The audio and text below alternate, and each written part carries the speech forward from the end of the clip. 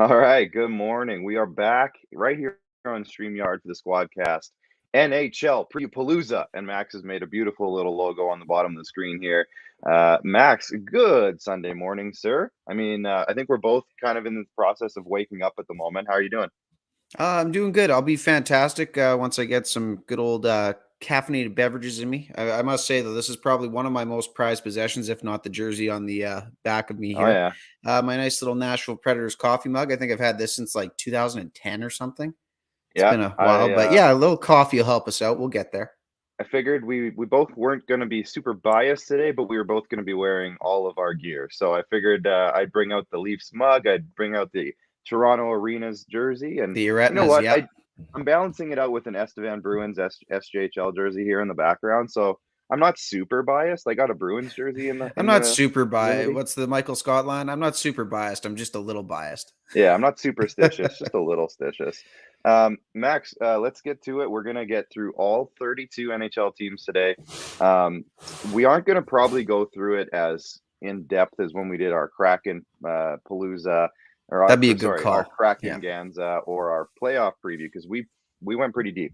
What Yeah, we're we gonna might do run is into we're people's Thanksgiving dinner plans if we do that. So. Yeah, exactly. What we're going to try to do here is, well, first of all, I'm just going to be sharing the show here, getting it out there on Sounds Facebook, good. First of YouTube, all, while and you do that, Twitter. I will say to everybody, happy Thanksgiving Sunday. I hope everybody's having a great day. Thank you very much for tuning in with us on your NFL Sunday, Thanksgiving Yes. Sunday. We are very thankful for you, our finalists, and we again wouldn't be here without you. So thank you very much for taking the time with us on this Sunday morning. I'm sure we'll get a few more people trickle in throughout the morning as get ready for kickoff. I know my fantasy lineup's set because I guarantee we're going to go past the 2 hour mark, but regardless, I'm thankful to be here and happy to be in your company, good sirs. We do this preview for the 2021-2022 NHL season. Do you know where the logo is from, Clark? I must say I didn't have the most creative energies flowing today, so I did what I could. The But Preview Palooza logo? yes, It looks really familiar. I can't it tell you, might but it be. looks, what is it? So, well, yeah, hopefully they're not watching. It might be a bit of a infringement, so to speak, on the Oh, Lollapalooza logo, that music festival that I've never been ah, to, but I've heard of. I don't know. Like I said, it's just something that kind of snuck into the crevices of my cerebellum and was like, you know what? Maybe that's a good thing to rip off ahead of the a old show. So, cerebellum crevices, hey? yes, that's the one. That's, I believe. Yeah, I'm not a doctor. I just play one on TV, but That's right. That's right. Big shout out to Brian Snows checking in from Carolina today. Brian, hope you're doing well, Snowman, how man. goes it, my friend? White I hope you're Sox. doing I don't know, well. buddy. Gonna need some help to finish this off. Yeah, seriously. Yeah. Um, as I said, Max, I'm just in the process of sharing the show around a little bit. So we're Ooh, gonna get Brian's started got right a new away. logo. Sorry, I just Yeah, wanted to acknowledge this. There he it did a is. small rebrand, so he's I working on like a it, few Brian. things. I like it. The blue and white, as you know, Clark and I are fans of a certain baseball team that dons the colors of blue and white. So Yes, thank you. That's good. Yeah, we're just getting going here. As I said, we're just gonna start sharing. But what we're gonna do today is go division by division in the nichel, the NHL, as they say. We're going to start from the west. We're going to work our way east. So we're going to start in the Pacific. Basically, what we're going to do is try to go over each team in a little bit. At least look at some of their offseason moves. Maybe talk about some strengths and weaknesses of the team. And we'll go into maybe a question or two about the team, and then we're going to do our basically division rankings. We'll each do our own, but we'll maybe do a combined. We'll come to a consensus. I don't know if that's going to be possible with a few teams, but we'll not work likely. on it. So we'll work on that throughout the day. Please feel free to jump in and throw your comments at us as we're going because we want to hear your opinions as well. And you're a big part of this as well, viewers. So we want you to do that throughout the day. We're going to start with the Pacific Division, Max, and I think this one was formerly the West Division last season, Yes, but sir. we're getting back to normal. So the Pacific is back. And yeah, where do we want to start? Do we want to start um, alphabetically? Alphabetically sounds about correct, hey? So it looks like Calgary then is going to be our first one, or That would Anaheim. not I be guess the correct. It Anaheim would be Ducks the are in there. Anaheim Ducks, good sir. Okay, so Max is going to bring up a little fandangled screen for us here at some point, and we're going to look at some of their lineups, some of their question marks that they may have, and maybe just kind of go over what they're looking like. So let's start with the forward group. Their leading point scorer from last season, Maxime Comtois, and then their super rookie Trevor Zegras are on that first line. Then you see kind of a mix and match of a bunch of different guys, and I don't know if this is going to be their final lineup or not, but you see Sam Steele down there on the fourth line. He's my boy. I don't know. I think last year he played a lot of third line, so we're going to have to see what him and Isaac Lundestrom do. I know Lundestrom is about a 21, 22-year-old, pretty good prospect, young player as well. So Max, when you look at this, forward group for the Ducks, I mean, they had a lot of trouble scoring last year. Mhm. What do you think of this lineup as it sits today? I think it's better overall when you look at the young, like the youth of the Anaheim Ducks, right? It's an intriguing lineup, and I know that some of these lineup combinations aren't going to be exactly correct based on when they were last updated. But I don't know. I like a few of these players. Trevor Zegras, obviously, he's a pretty lauded talent, somebody that's going to be expected to step up and be the guy there at a very young age. And obviously, on the back end, you got guys like Jamie Drysdale. There's some intriguing names up and down this Anaheim roster. Yeah, John let's look at their Gibson is, defense too. Let's just yeah. add that in there. They got, I like their defensive group. I've liked it for years, and then they're bringing up that dynamic young player in Jamie Drysdale. So I think they're, in a weird way, I think their defensive group is one of the better groups overall. But it doesn't lead to much if their forwards can't get the puck in the zone and hold it there for very long. And then, like you said, John Gibson, that's a name. Yes, that isn't it. Yeah, no. Again, as I was alluding to there, when it comes to John Gibson, I believe he still is an all-world goaltender. He just hasn't exactly had an all-world team in front of him over the last couple of seasons. So it's going to be up to Bob Murray to make some decisions here. Head coach Dallas Eakins, again, Anaheim is still in a bit of a transition period. I'm not expecting too much from them by way of progression, but it's going to be another year where you get these kids some ice time. Maxime Comtois, obviously World Junior captain a few years ago, a name that many people will know up north here. And then again, I go back to Trevor Zegras and Jamie Drysdale. This is going to be the dynamic duo of youth that finds a way to, from the front and the back, push this team forward. It might not be this year, but with that being said, I do believe the Anaheim Ducks are building some good things. It's still in the process of being built, though. And even though it's not exactly a strong Pacific Division top to bottom, I think, I can safely say that the Ducks are probably not going to be one of the pillars of the division by season's end. Yeah, I definitely, like you said, I think they're going to take a step, but I don't think they're there yet. Let's move on to the Flames as we continue in through the Pacific Division. The Calgary Flames are another interesting one because we thought, I think both of us, and I think a lot of hockey fans thought this was going to be a big summer of change for the Flames because they've kind of been stuck for the last few years, and not much happened this offseason. They brought in Blake Coleman, I like Blake Coleman. I'm not going to say anything bad about the guy. Hey, man, they But brought in former Predator, future Banner Raiser Brad Richardson, as well it's as Eric true. Goodbranson. So you be careful about slighting these Calgary Flames. No, I'm just kidding. Go I'm ahead. not there yet, but I'm getting there. Oh, They what do you also mean? You brought don't in, start with fourth liners on this preview? right. They brought in Trevor Lewis as well from the Kings, longtime LA King. So the one thing that I will say about the Flames is that I think where they may have not added a bunch of firepower, I think they've added more to what Daryl Sutter wants to be as an identity.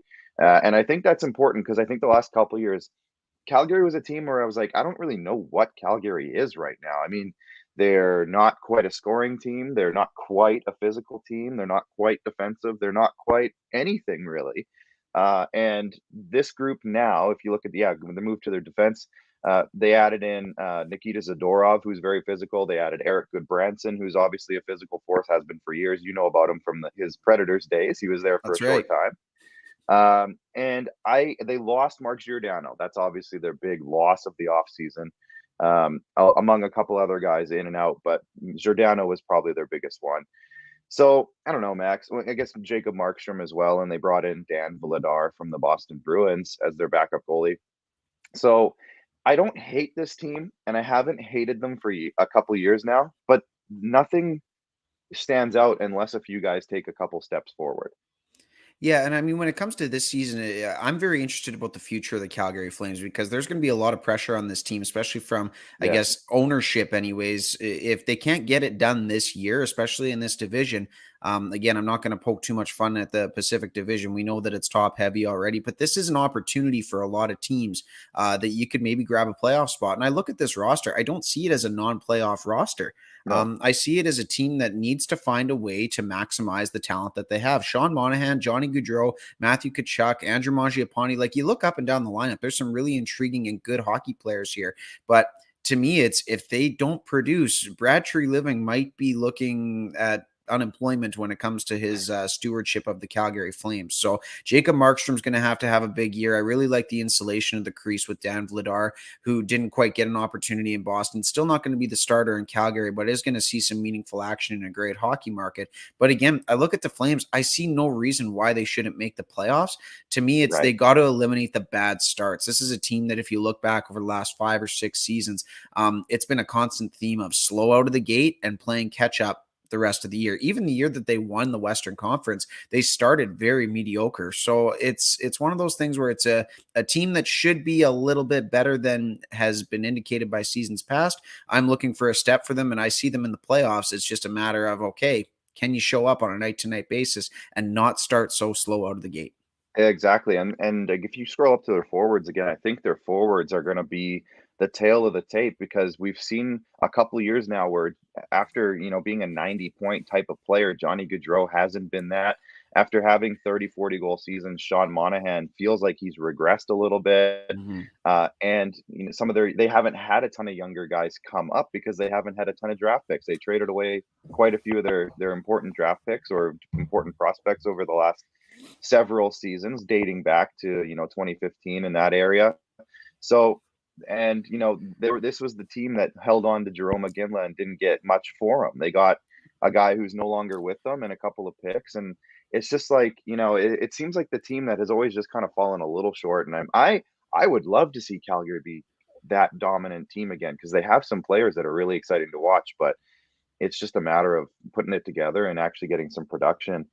Anything else on the Flames before we move on? I will say, as far as an X factor goes for me, Blake Coleman has to be the guy that got this big deal. He can't be a guy that disappears after you get the big deal. We see it numerous times, right? I mean, one of the glowing examles was a David Clarkson in Toronto. Sorry to point it out. Ryan Johansson, Matt Duchene. Again, I'm not super biased. I'm a little biased, but Blake Coleman he has to be exactly what the Flames signed him to be. He has to be that pest. He has to be that guy that goes into the corners, finds a way to get to the tough areas, and talk about 20 goals. He's got to come up with the number of goals on the back of his jersey there for him to be a really effective pickup, especially if he's going to be playing with Elias Lindholm. Is it Elias or Elias? I think this one's Elias. I struggle with it mightily when it comes to the European names sometimes. Well, it's Elias Pettersson and Elias Lindholm. So and it's spelled the same, mind, right? So either way. I do like the fact that as of right now, Max, like you said, Coleman is playing with Tkachuk and Lindholm, though. Yes, I do like that a lot. I want to see how Daryl Sutter uses him, and I think that's it. That's a fun line. I think that could be a very fun line to watch. If you are tuning in on any of our channels, make sure you're blowing up the comment sections as we get going here today. We want to hear from you guys as well if you're watching.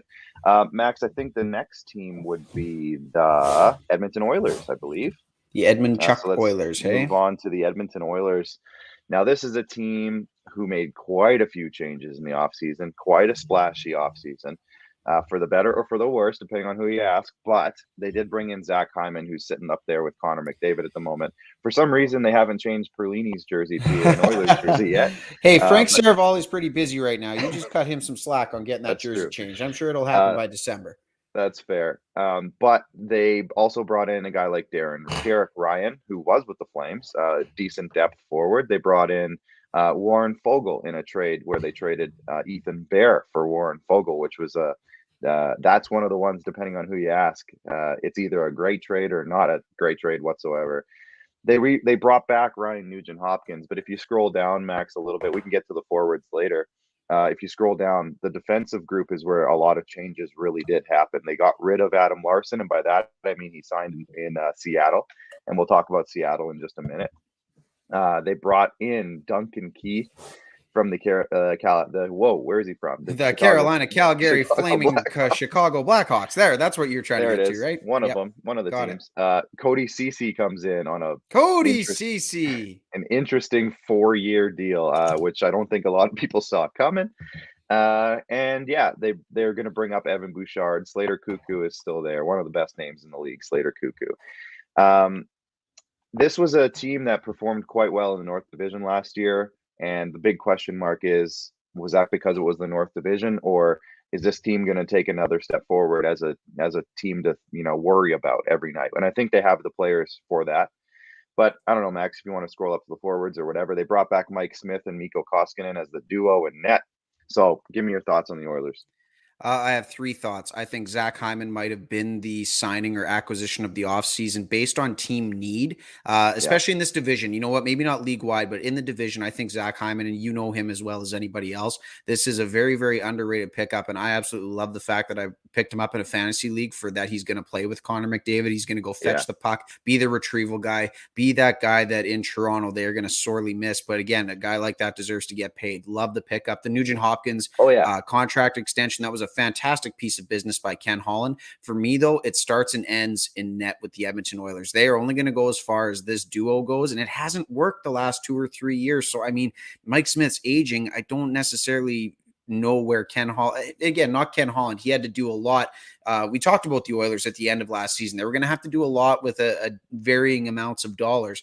And I think he did a great job in picking up some pieces here. But for me, this starts and ends in goal. And Mikko Koskinen and Mike Smith, to me, is not going to be the tandem that gets it done. It'll get it done for a playoff spot. But as we saw in the very first round of the playoffs last year, and again, not to say that it was exactly on the goaltenders either, but I don't know. To me, it's elite teams find a way to have at least an upper echelon goaltender, and I don't see it between Mikko Koskinen and Mike Smith. So I see a playoff spot. I don't see too deep of advancement in the playoffs. That's fair. Uncle Robin's checking in from Prince Albert. Robin, welcome in. We're just getting started here. We're halfway through the Pacific Division. Good morning, start Uncle this Robin. off. The one thing that I will say about the Oilers' off-season moves is that I really like what they've done with their Brady Witt's checking in. How's it going, Brady? I like what they've done with their forward depth. Now, last year, obviously, they're going to be a top-heavy team forever. They just have those couple of guys at the top. We know who they are.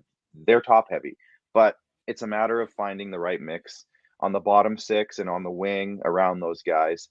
And I like what they've added. I think Warren Fogle is going to be a guy that Oilers fans like right away. I think Zach Hyman, obviously, like you said, is going to be a guy that Oilers fans love. But they also brought in Derek Ryan, as I mentioned. Brendan Perlini is having a really good preseason. I don't know if you've heard about this, but he's got a bunch of goals in this preseason.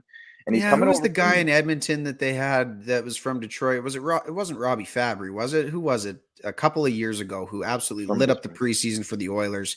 Yeah, preseason never tells the full story. Exactly. I know where you're getting with here. Philip Forsberg's going to score 96 goals this year based on his preseason. That's true. But Perlini is a guy who's former first-round pick, didn't work out in Arizona, but not many have. And then he goes over to Europe. This is a weird storyline for me because Perlini was very talented and he's got a bit of size to him.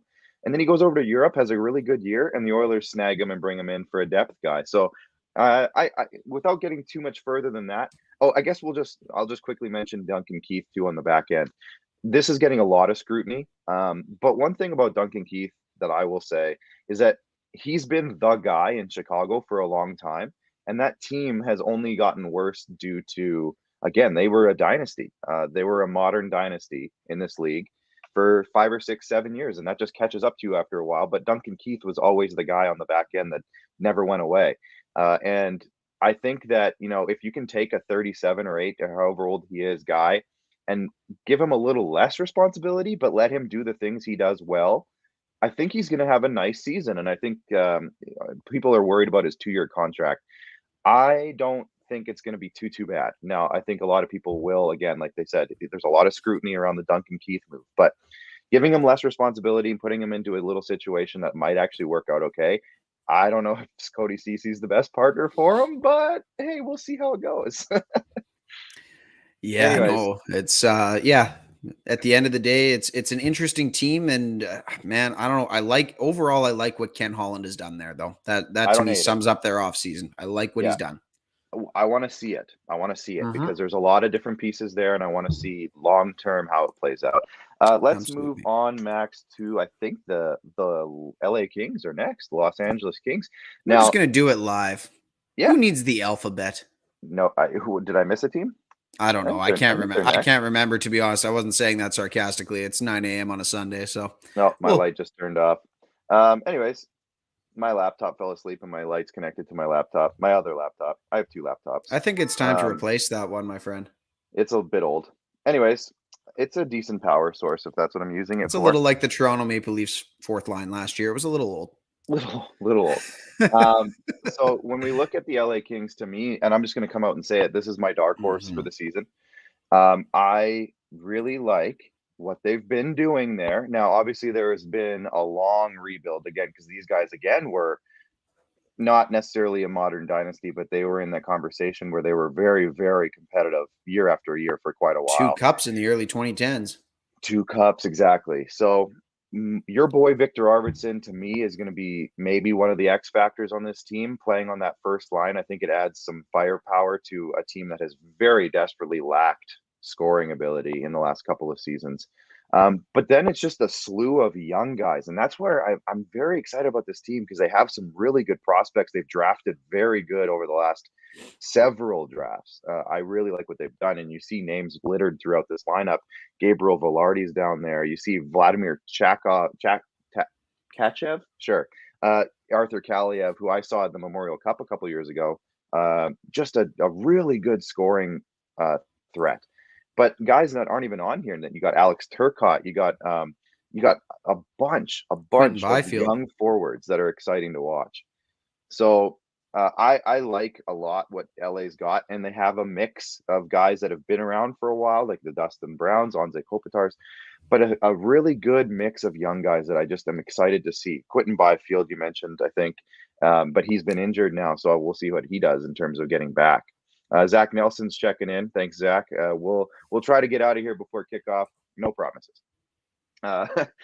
So let's move down to their defensemen really quick, Max. And this is a group on defense too. Again, led by Drew Doughty, and I think there's a sense of.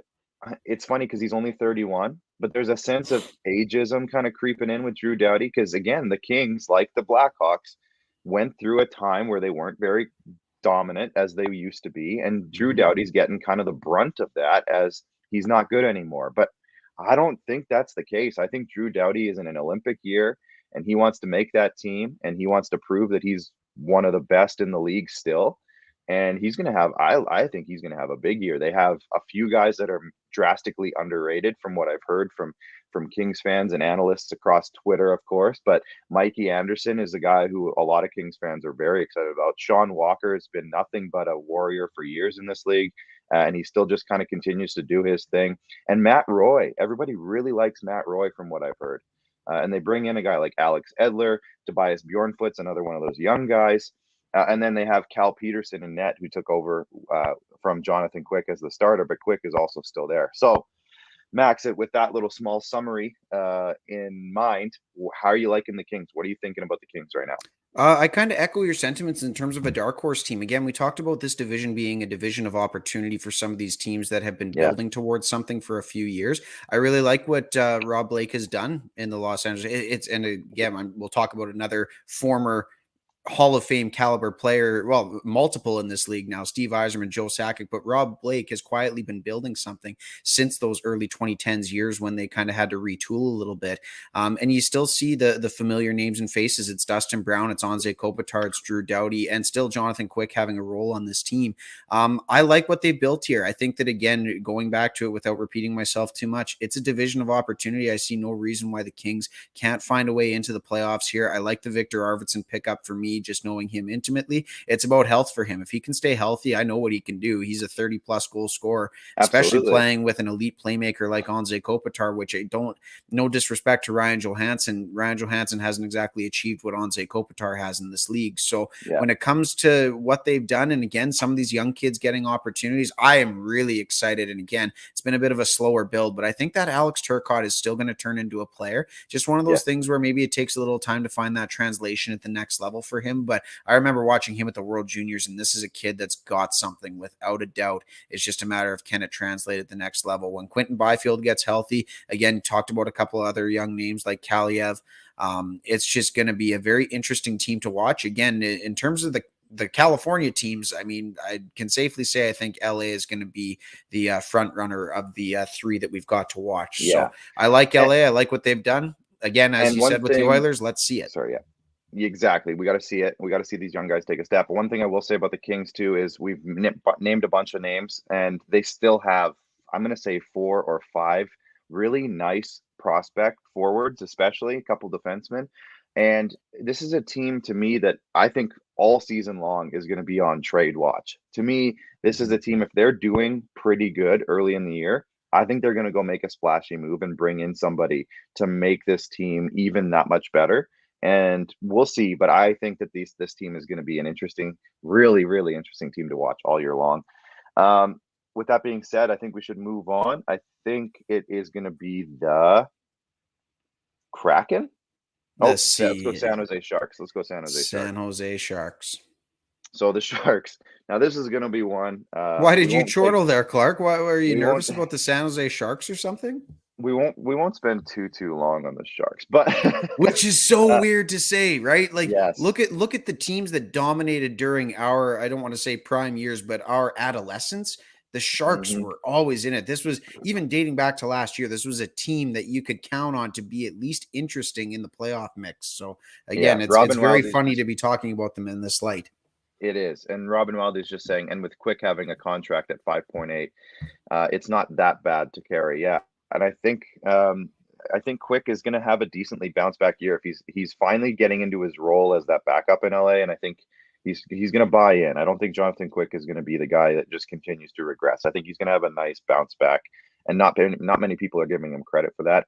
But let's look at the Sharks here. So the one name that I'm really interested to see, Max, if you want to take the comment down, it's blocking a lot of stuff.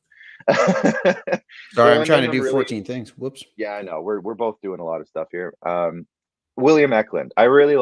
I like this guy, and if you ask our good friend Joel Henderson, William Ekman was potentially the best player in the draft this year, and he's going to make this team. He's going to be a top 6 forward. So I really like the fact that they're giving him this opportunity, because I think they need him right now. They don't have a whole lot of guys with his type of dynamic skill, but it's not going to be a team that, I don't think it's going to be a team that gets dominated every single night, but they're just, like, they have some hard to play against guys. Your boy Nick Bonino's in there. They have some guys who have been pretty good for a couple of years. Andrew Cogliano's down there on that fourth line. But overall, it's just a mess of a team, and they've been a mess for a couple of years now. You see, they have those expensive defensemen who are just doing nothing but getting older, it seems. Brent Burns, Erik Karlsson, Mark-Edward Vlasic. They have a couple younger guys too, but yeah, Max, I don't know. I'm not loving what they've got going on. Aiden Hill, James Reimer, decent goaltending tandem. I mean, I don't think they're going to be mad about their goalies this year. I don't think their goalies are going to be the reason they lose games, for example. But with everything else going on in the league, I think they're probably one of the bottom dwellers. Yeah, again, you can't do anything but repeat what you just said. I mean, this is a team where, I mean, if Arizona wasn't in the league, I feel like they're in for the Shane Wright sweepstakes. Man, yeah. Shane Wright would be a really good guy. He'd look very good in teal. Let's just say that he'd be a guy that could be a market rejuvenation factor without a doubt in terms of San Jose. Beautiful place to play hockey, a team that has a winning culture. Doug Wilson hasn't forgotten what those years were. Unfortunately, just couldn't quite get over the hump. But when it comes to this team, the question marks surrounding Evander Kane, what's going to happen with him, all of these different elements when it comes to the Sharks, it's unfortunately they're not exactly going to be the menacing sharks that we see on the Discovery Channel Shark Week. But when it comes to the NHL here, yeah, like you said, Clark, a team that's not exactly going to be fighting for much other than the Shane Wright sweepstakes later on in the year. Right. And it's the other thing with them too is like, hey, there's might be a couple guys in the lineup that you don't hate, but they could fetch something very nice for Thomas Hertl at the deadline. That's what I mean. There's a couple guys on here who are just here to get traded. And I think Thomas Hertl's probably the top of that list because he's in a contract year and they have to get something for him. And it doesn't sound like he necessarily wants to be on a rebuilding team. And I think he has a lot to offer for a team maybe like the Kings. I doubt they trade him to the Kings, but probably somebody will get him, and he'll be a huge trade deadline acquisition for whoever does. Absolutely. Let's move on to Seattle. Again, I don't think there's a ton. We need to, as we go today, we have to kind of go through a few teams quicker than others, just because we don't want to be here for 4 hours. We want to be here for under 2. You got football to watch at 11. Yeah. Now, the Seattle Kraken, obviously, everything on this team is a question mark because none of these guys have ever played together before. Well, maybe a couple of them have, but for the most part, this is a brand new team, obviously, and we saw it with Vegas.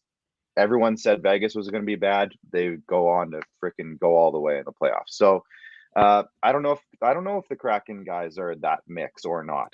We don't know, and we won't know until they start playing a few games. But overall, I think if you're starting a franchise, they've got some guys on this team that I'm excited to watch. I'm excited to see how they do. They have guys who have been good. Jaden Schwartz is a guy. Jordan Eberle.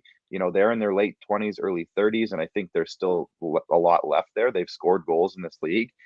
Their defensive group is nice. I don't hate their defensive group at all. They drafted quite a few guys on the blue line in the draft and brought in Adam Larson, as I mentioned earlier, with the Oilers.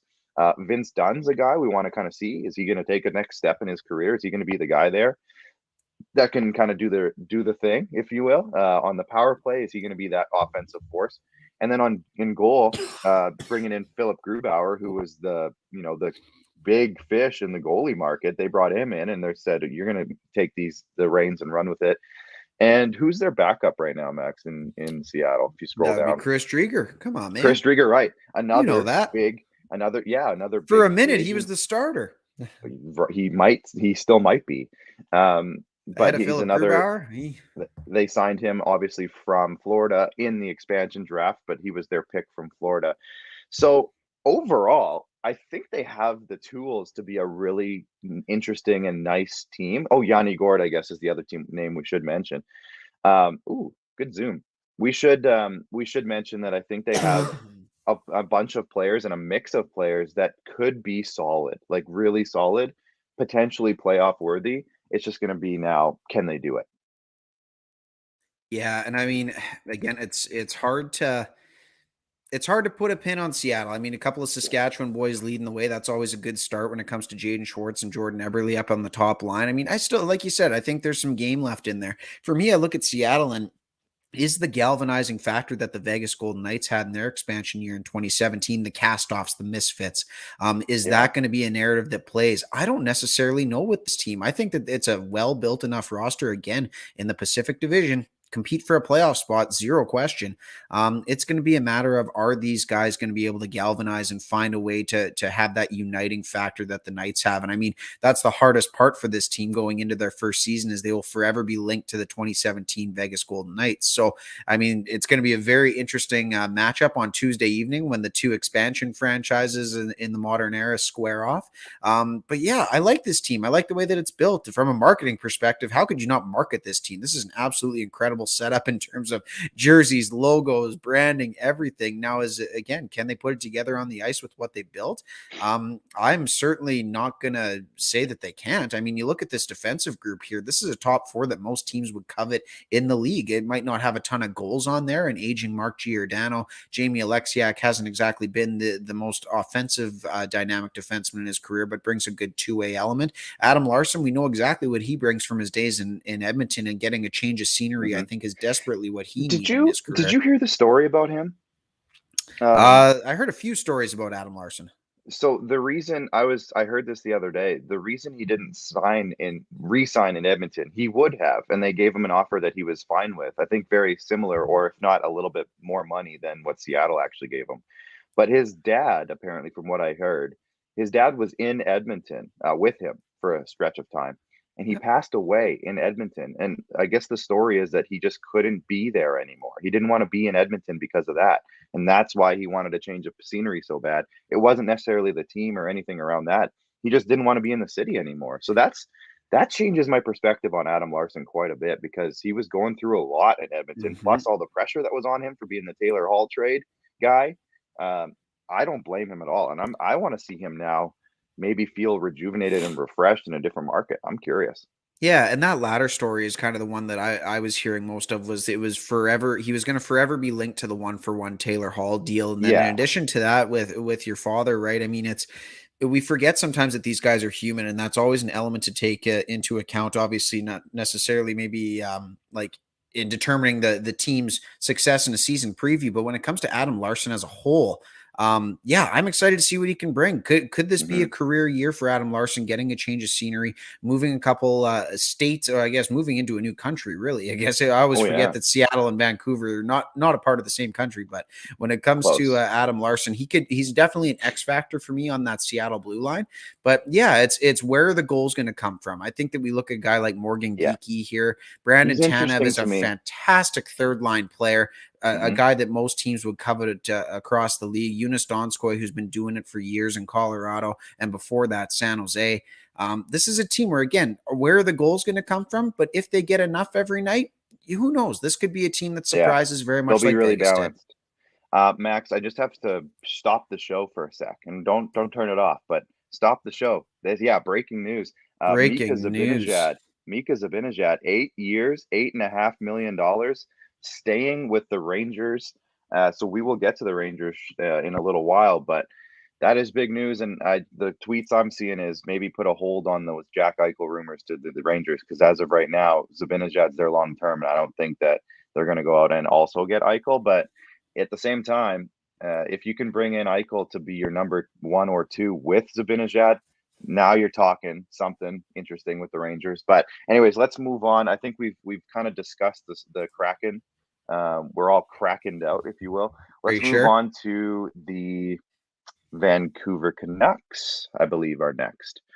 Now, I like what Vancouver has right now, and they were able to do everything that they kind of needed to do this off season without losing anyone, and that was the key. And when I say losing anyone, they got rid of Antoine Roussel, Jay Beagle, and Louis Eriksson in that trade to bring in Oliver Ekman Larson, but they were able to keep Brock Besser. They kept, and a lot of people don't like this guy, they kept Tyler Myers. They kept all their young guys, and they were able to bring back Pedersen and Hughes at decent rates to get them through the next few years. And I don't know why they have JT Miller on the third line center spot. I feel like he's going to be tied to Pedersen on that top line, but I like what this team looks like right now. What about you? Yeah, no, without a doubt. When you look at their offseason, right, it's that Arizona trade, man, for giving up Dylan Gunther essentially as the 9th overall pick in the draft, Yeah. and get it and unloading essentially every bad contract that they had. The ones that we talked about were kind of really anchors to this team, especially Hmm. in this rebuilding phase where, like you've alluded to many times, just maybe a little bit accelerated in terms of having to pay Pedersen, having to pay Hughes. Man, they as our good man Paul Drouin from IKS Media would say, they made what is it, chicken salad out of chicken soup or something. Chicken salad out of lemonade. There we go, exactly. So Yeah. when it came to those contracts, they had to find a way to unload them. And what better pieces to acquire than some of the premier talent from Arizona? Oliver Ekman Larson is still a hell of a player, a hell of a defenseman I'm in this I league. am very tired of hearing the OEL slander. Oh, I I know, right? just wait. Like this guy was a perennial all-star, and he was in just a terrible market for the last few years. Just Want to the talk about a team, guy with rejuvenation? Oh my yeah. goodness, this could I be it. I'm cheering for him, I think, more than almost anyone, just because of how much slander has been out there about this guy. So I want to see him do very well and maybe alleviate some of the pressure that Quinn Hughes may have been feeling the Hmm. last, 18 months or so in that on that team. And then yeah, their goaltending is solid. Demko, they bring in Yaroslav Halak as his backup, which is a great move, I think. Now they had Braden Holtby. I feel like Halak almost, I'm not gonna say he's better than Holtby. I don't know if there's a better I goalie out of the will. two.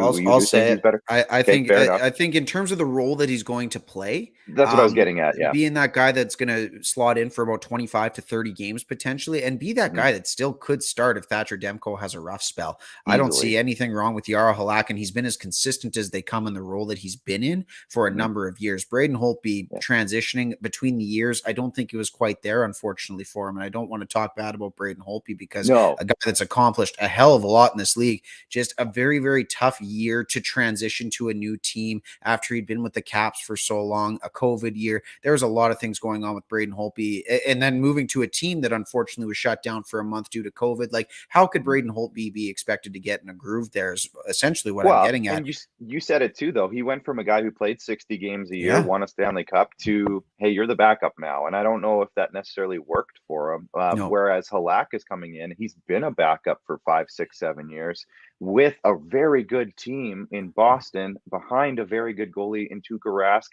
And now he's coming to be Thatcher Demko's mentor, and he's still the starting goalie for Team Slovakia at the Olympics. I love it. I think it's a great move.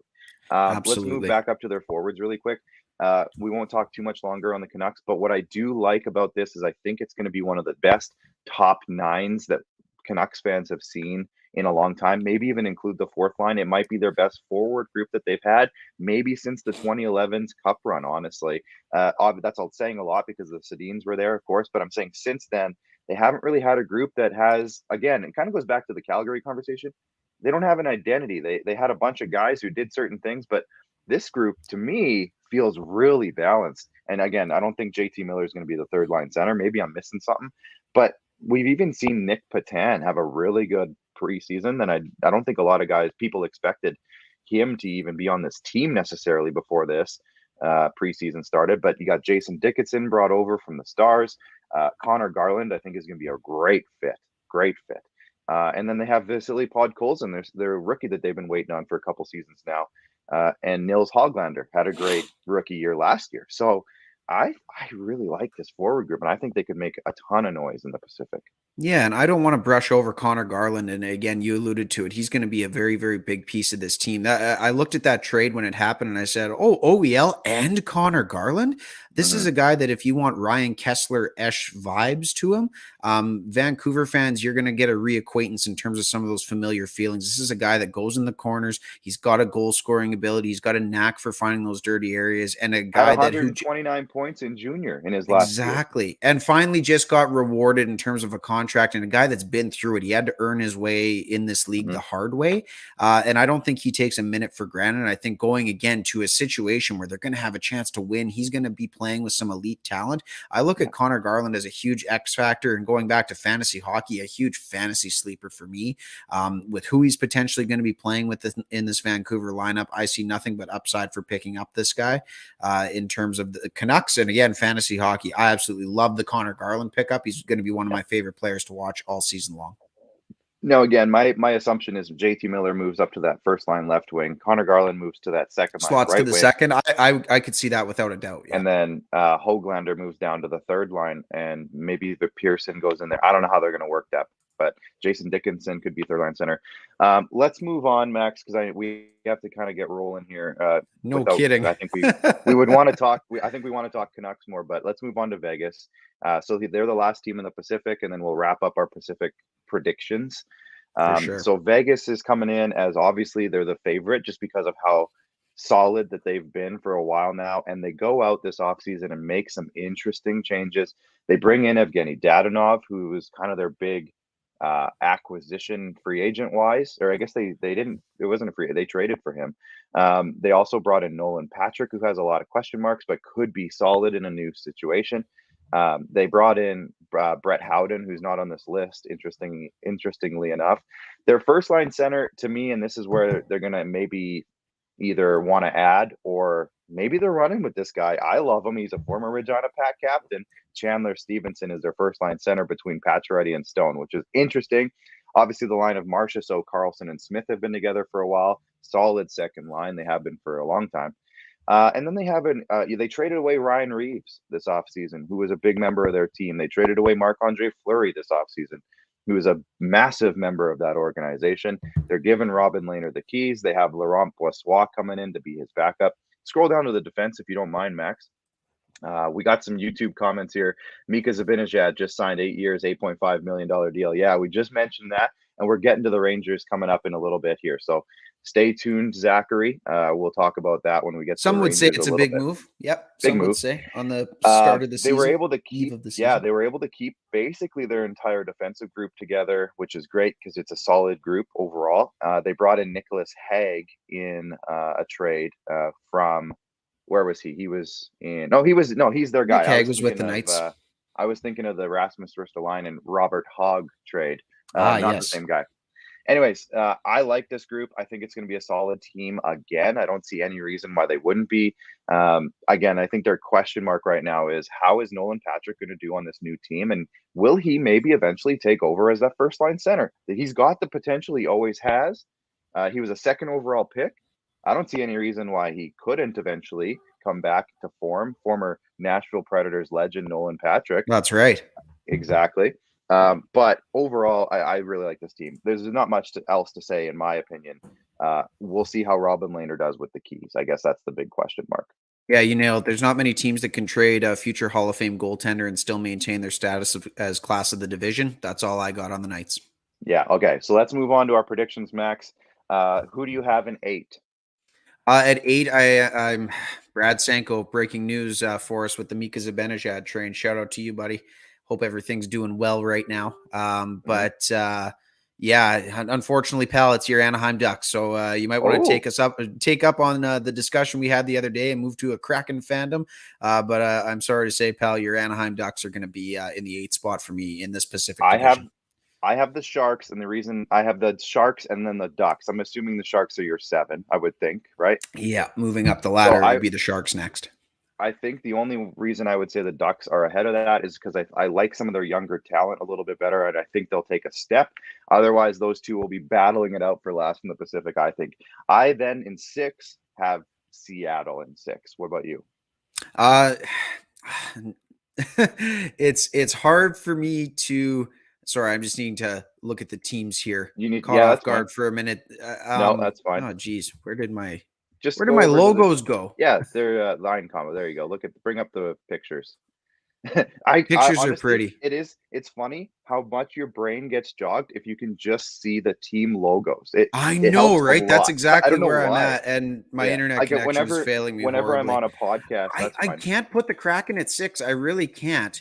And that's where I'm struggling to kind of find a consensus with it. I'm honestly, I'm tempted to put Calgary at 6. I really am. I don't know what they are, and they scare me. And I feel like as far as depth is concerned, they don't have a ton beyond what they currently have. So that's the reason why I'm wrestling with it a little bit. I think Seattle's in the 5 spot for me, but Calgary, I look at this as a team that they're going to have to show me something. Otherwise, it's going to be potentially another missed year of the playoffs. Yeah, that's where I'm looking. For reference, I have Seattle 6 and the Flames 5. So I think, again, it's those and that'd be the flip-flop for me, honestly. It'd be Seattle at 5, and that would be where it'd go. I mean, at the end of the day, it's going to be 5 teams from the Central and 3 in the Pacific in the playoffs anyways. But most likely, yeah. That's where I'm slotting it. I have the Kings in 4th and the Canucks in 3rd for me. I had the Canucks in 4th, but that was before Pettersson and Hughes signed. Now that they brought those guys back, I think that they're going to be a solid enough team to get 3rd at least, maybe even 2nd. But I have Canucks, Kings, and then my top 2 it's Vegas Oilers for me. Max, who are your top 4? How do they play out? I would go with Kings at 4, Canucks at 3, Vegas in the 1 spot. Yeah, and then you threw me for a loop there. I'm like Vegas in the 2. Well, I know it's like the draft lottery, you know. You just and the number 1 pick in the draft. No, I would go with Vegas in number 1 there. And that's kind of where I'm at with the Pacific. To me, it's the division that it's going to be wide open. Let's just say that it's going to be a wide open division. Let's move on to your Central Division, Maxwell. We are getting into an interesting division now. I would say one of the hardest divisions to make the playoffs is what I'm going to call it. I don't think it's the best division, but I think it's going to be the hardest one to figure out how this playoff picture is going to line up for this whole division. But let's start with Arizona, as you brought it up. They are the most interesting team of the offseason because they traded everything not nailed down, and even some things that were nailed down. They took out the screws and shipped it off. They kept the only guys they really kept were some of their younger guys, maybe Phil Kessel, who's not on this roster. Is he hurt right now? Maybe. Clayton Keller's still there. He's got a foot issue. He'll be back though. He'll be back. Okay. They bring in. This is quite the list that they've brought in. Dmitry Yaskin. Actually, I'm curious to see how he does. Alex Galchenyuk, Ryan Dzingel, Louis Eriksson, Jay Beagle, Antoine. That all Canucks 4th line. Yeah, I love it. They brought in Andrew Ladd as well, who's had a decent little offseason. So I really hope he makes this lineup because I want to see that guy play some more games in his career. He's earned it. On defense, they traded out Oliver Ekman Larson. They traded out Alex Goligoski's gone. They let go of Jason Demers. They've brought in Shane Gostisbehere, Anton Stroman. Connor Timmons is an interesting name. And they have some younger guys as well who are still there. And then in net, they again dealt their starter in Darcy Kemper. They dealt their backup in Aiden Hill. They dealt their third stringer, whose name is escaping me, but they didn't bring him back. He was a decent little goalie as well. Aiden They Hill? have no, I said him. I said he was their Oh, backup sorry. last year. Missed it. They had another vet there. I just can't think of who it was. But they have Carter Hutton and Josef Oh, Korenar. Antti Ranta. Yeah, Ranta. Thank you. Of course. So, I mean, this team is destined for a last place finish. Oh, there's our boy John, that Solar Bear fan. He says Kessel will be traded too. Oh, I'm sure of it. The Coyotes even traded Glendale for Tempe. I mean, they traded everything, literally. So Dylan Fournier is also checking in. Dylan, thanks for joining us here. We're just starting the Central Division, and Max, we don't have to spend much time on Arizona. It was a very interesting offseason, but overall, they're trying to be last place. Yeah, if there was 9 teams in the division, I'd put them 9th. So 9th out of 8. Exactly. And I mean, when you look at the best offseason move was bringing back the Kachinas full time. That's all I got on Arizona. That's true. Very true. So as we are in an effort to maybe speed this process along, let's move on to, I'm going to say Chicago is next. The Chicago Blackhawks. Again, another interesting offseason here. They made quite a few changes, bringing in the Vezina Trophy winner, Marc-Andre Fleury. They brought in Tyler Johnson, who has a couple of cups to his name. They brought back Jonathan Toews, I guess, if you want to call it bringing back. He's just back from injury, and I really want to see Jonathan Toews have a good year. Man, that guy, if anyone in this league has earned or deserves a good season after what he went through, it's Jonathan Toews. Since this guy retired, and I'm tickling the C on Paul Kariya's jersey here, yeah. Jonathan Toews became my favorite player in the league. I would love to see him have a successful, healthy end of his career. So I'm glad he's back. I'm glad that I get to watch him on a consistent basis in the Central Division again. Plus, they brought back, I guess, too, because he was kind of having some injury issues, Kirby Dach. And I just think that their lineup is like 100 times better than it was last year. They lost David Kampf to my beloved Maple Leafs, so I'm interested. He's looked really interesting, but we'll get to that later. Bringing in Seth Jones and Caleb Jones is an interesting move, obviously kind of splashy for the Blackhawks in the offseason. Jake McCabe is a great addition as well. And they have some younger guys like Riley Stillman, who's I find interesting that he's on the top pair, but that's okay. And Ian Mitchell, who has been kind of hyped up for a while. And like I said, Marc-Andre Fleury with Kevin Lankinen as their goaltending tandem. Give me a few thoughts on the Hawks. We can spend a minute or two on these guys. Yeah, for sure. Very, very interesting team. And I think and again, going back to my earlier statement about Zach Hyman being kind of the acquisition of the offseason in the Pacific Division, I look at Marc-Andre Fleury as, especially for the price of the trade, that has literally to be nothing. Nothing for the reigning Vezina Trophy winner. It's got to be the easily the most potential impactful move of any team in the league. I look at Marc-Andre Fleury as, again, future Hall of Famer, multiple time Stanley Cup winner, been there, done that many, many times in his career. I absolutely love this guy, and I hope he has success in Chicago. I think the only other notable that we might have missed was Pius Suter moving on to Detroit, who had a very, very solid rookie season. That might have been really the only other loss up front that the Chicago Blackhawks endured. But again, you look at Seth Jones. We talk about rejuvenation candidates, a guy that was maybe getting a little bit stale in Columbus, couldn't quite find his rhythm. He's going to have that top power play unit. I think we can scroll down to what the potential one would be here. There it may be. Look at how loaded that could be. And Tyler Johnson is still a player in this league. Again, if you don't even want to look at the production aside in the regular season, if this team makes the playoffs, you know that Tyler Johnson's going to show up. And again, having the Stanley Cup pedigree, just coming off of 2 championships with the Tampa Bay Lightning, man, oh man, this going to be a fun team to watch. That's for sure.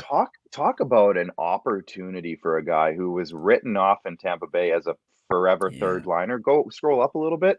Look who he's playing with on the first line right now, Alex DeBrincat and Patrick Kane. Now those are good players. Good players. Going from a depth role and being talked about as overpaid and they needed to get him out to that. I mean, that's going to be That's great. That's a huge, if he can hold on to that spot, because I see number 77 just below him, wanting to maybe steal that spot. But I would think Tyler Johnson is just on cloud nine right now compared to basically being written off as a outcast in Tampa just due to his contract. I think we got to move on, Max. Let's go to the Colorado Avalanche. The Avalanche are, again, they were the favorites last year, and I would assume that they're probably a lot of people's favorites again this year. Even though they did lose a couple of guys, they lost Jonas Donskoy to the aforementioned Seattle Kraken. They also lost Brandon Saad in free agency to the St. Louis Blues. But they maintain pretty much everybody else. And I think there's a couple of guys who will easily, if not, maybe easily is a strong word, but I think they've got a couple of guys who need to take a step in their careers. And I look at Tyson Jost and JT Compher as those two guys who can replace Saad and Donskoy. Alex Newhook is an exciting name on that third line, but when it comes to the Avalanche, that first line is just dominant, and they still have all three guys. They kept Gabriel Landeskog, so huge offseason for the Avalanche long term, because they were able to lock in Gabriel Landeskog for that. I think it was a 7-year contract. Cale Makar signed a big extension this offseason. Bowen Byram is coming into a bigger role this year. And they brought in Ryan Murray for a cheap 1 year, $2 million. He's been a top line guy for a while, just to kind of started to struggle a little bit in finding his role, but I don't mind him as a third pair. And then in goal, if you want to keep scrolling down, Darcy Kemper takes over for the Vezina candidate, Philip Grubauer, and Pavel Francouz, who's not listed as hurt, but I just heard he's out for about a month. So we'll see what they do in their goalie. But overall, and Devin Taves, big guy who was there last year, but he's a huge name that needs to be remembered because he's hurt for a bit too. But favorites in this division got to be Colorado, right, Max? Class of the division. I love the Darcy Kemper pickup. To be quite honest, I think he could be equally, if not better, than Philip Grubauer with how this team is constructed. This is going to be a very top-heavy team in terms of the production that they get from their top two lines. But when it comes to Darcy Kemper, and I mean, you know what? Talk about an audition, hey? So if you remember in the bubble, Colorado, I don't want to say completely outclassed is an understatement of what they did to the Arizona Coyotes and Darcy Kemper, but they still saw enough in this guy of, hey, you know what? We still want you to be our number one goaltender just a short time later. And for the price that they got him, Connor Timmons, obviously a very good defenseman who, should be a good defenseman in this league. I don't want to put that label on him quite yet. Still young, still growing, has a chance. But Darcy Kemper to me is a fantastic pickup. If you're going to have to replace Philip Grubauer, who was a consistent rock in net there, why not do it with a good old Saskatchewan boy and Saskatoon native Darcy Kemper? So I absolutely love that move. And when it comes to Colorado, yep, they live and die with their top six forwards. And if they are healthy and firing on all cylinders, which I know Avs fans are expecting them to be, still the class of the division for me going to be very tough out. And when Devin Taves comes back, that's going to be a great acquisition on that blue line that's already pretty stout. So yeah, for a couple second round picks. So anyways, I think they're going to be strong again. I don't foresee them taking too much of a step back, even though they did lose a couple guys. Moving on to the Dallas Stars, I believe is the next team for us here today. And this is a bounce back candidate for me, Dallas. Last year was a mess for this team. And they had some injuries. They had COVID. It wasn't a good power outage that lasted a week because of snow. Yeah. So a whole bunch of I'm bad looking at Dallas. last year. I'm burning the tapes. I don't think we need to worry too much about Dallas and what their season was last year. Robin Wildy's excited because this is his team, of course. Robin, speaking of which, Robin's in Prince Albert. Did you notice that Prince Albert added a little black stripe to their jersey and it looks exactly like these ones now? I love it. Anyways, we don't have to talk about the Prince Albert Raiders here too much today. Yeah, especially not with jerseys. Thanks, Clark. You're welcome. But this is a team that I, again, think that they're going to have a big bounce back year. They have a very solid lineup still. It's almost identical to what they had on their Stanley Cup run a couple of years ago. They went all the way to the finals. We forget that, I think, with what happened last year. But Sagan is back. He only played 3 games last year. Radulov is presumably healthy. Jamie Benn is still there. And I think he's still got some gas in the tank. Pavelski is always going to be good as long as he's in this league. And you got Jason Robertson, Rupe Hintz taking a big step in their career. Joel Kiviranta, I don't know if he's going to be the second line winger or not, but He's looked good at times. And then you got Faxa in the fourth line. I mean, that's a great fourth line center if you're going to talk about fourth line centers. Their defensive group is solid from top to bottom. And your boy Joel Hanley's still filling out that third pair because I know you wanted him on the Kraken when we were doing that. Hey, man, it made sense at the time. It did make sense at the time. But anyways, they bring in Ryan Suter, another big acquisition in the offseason. He was bought out, and they brought him in for a decent little deal, and he's going to play with John Klingberg. I think that's a great pair. And then they have the deepest goalie group in the entire league, with Jake Ottinger presumably going to be their future goalie. He might be their fourth goalie. They have Anton Hudobin, they have Braden Holtby, they have Ben Bishop, and Jake Ottinger. So it's a very interesting group, and I like it as a potential playoff team. Max? You nailed it when you said burn the tapes on this team last year. There was just too much going on, too much injuries to overcome. I really like what they have top to bottom. That defensive core is great. I think Ryan Suter overall still has a lot of game left, maybe not quite to the tune of the extension that they signed him to, or not extension, but contract that they signed him to. But overall, this is a team when you look top to bottom, very excited about, and I see them for sure challenging for that third, maybe fourth spot in the Central Division without question. Ryan Suter, though, if you think about it, Max, he's a guy who I think for a few years in a row might have led the entire league in time on ice. And he's come into a situation now where he's not going to have to do that. Yeah. So again, same situation as Duncan Keith before, but I think Ryan Suter giving him a bit of a lesser role, but also an important one, is he's going to be good. I don't think he's going to take much of a step back. I don't health think willing, this is a playoff team without a doubt. Exactly. Health willing. I think, I like this team a lot. I like how they're built. Robin, get excited. Let's move on, Max, to, I guess it's going to be the Minnesota Wild next, I think, is the next team on this list alphabetically. A bunch of guys in Kirill Kaprizov? Yes, that is what we're looking at. Now, I did pick up Matt Zuccarello in a couple of my leagues because he's riding the coattails of Kirill Kaprizov on that first line, and I like it. But this is a team, your boy Kevin Fiala is there, but it's just a bunch of guys still in my mind. It's a bunch of guys. And I don't know. I don't love Minnesota. They surprised the heck out of me last year. And I don't know if that's the team that they are or if they're still just Minnesota. I don't know.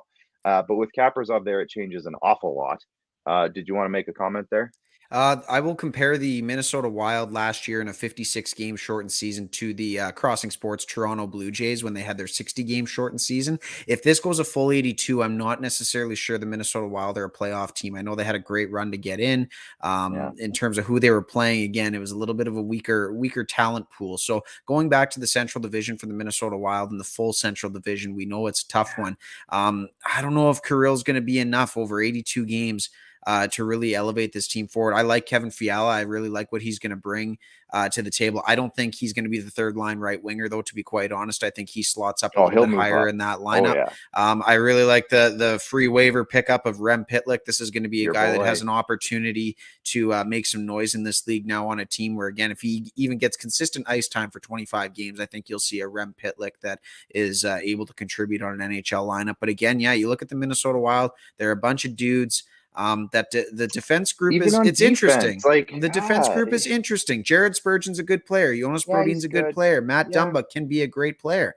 But when it comes to Minnesota, and again, this is where I'm going to go to it, where it's, can Cam Talbot and Kaapo Kähkönen be elite? Because I think they're going to have to be for the Minnesota Wild to make the playoffs. And again, over 82 games, are those guys going to be able to hold up in one of the toughest divisions in the NHL? One of the most competitive, for sure. The most competitive division, I think, in the NHL, top to bottom. I will say, like you said, they're all fine. None of the players that we mentioned are necessarily bad players. No, not at all. They're just fine. And I like the idea of Kaapo Kähkönen maybe taking over as a starting goalie there and making his stamp on this team. But overall, last year, like you said, I think they were just kind of the beneficiaries of defensive style that they were able to play, and they were able to score goals when they needed to. They had a great goaltending tandem. I don't know. Chad Isaac, what's going on, my man?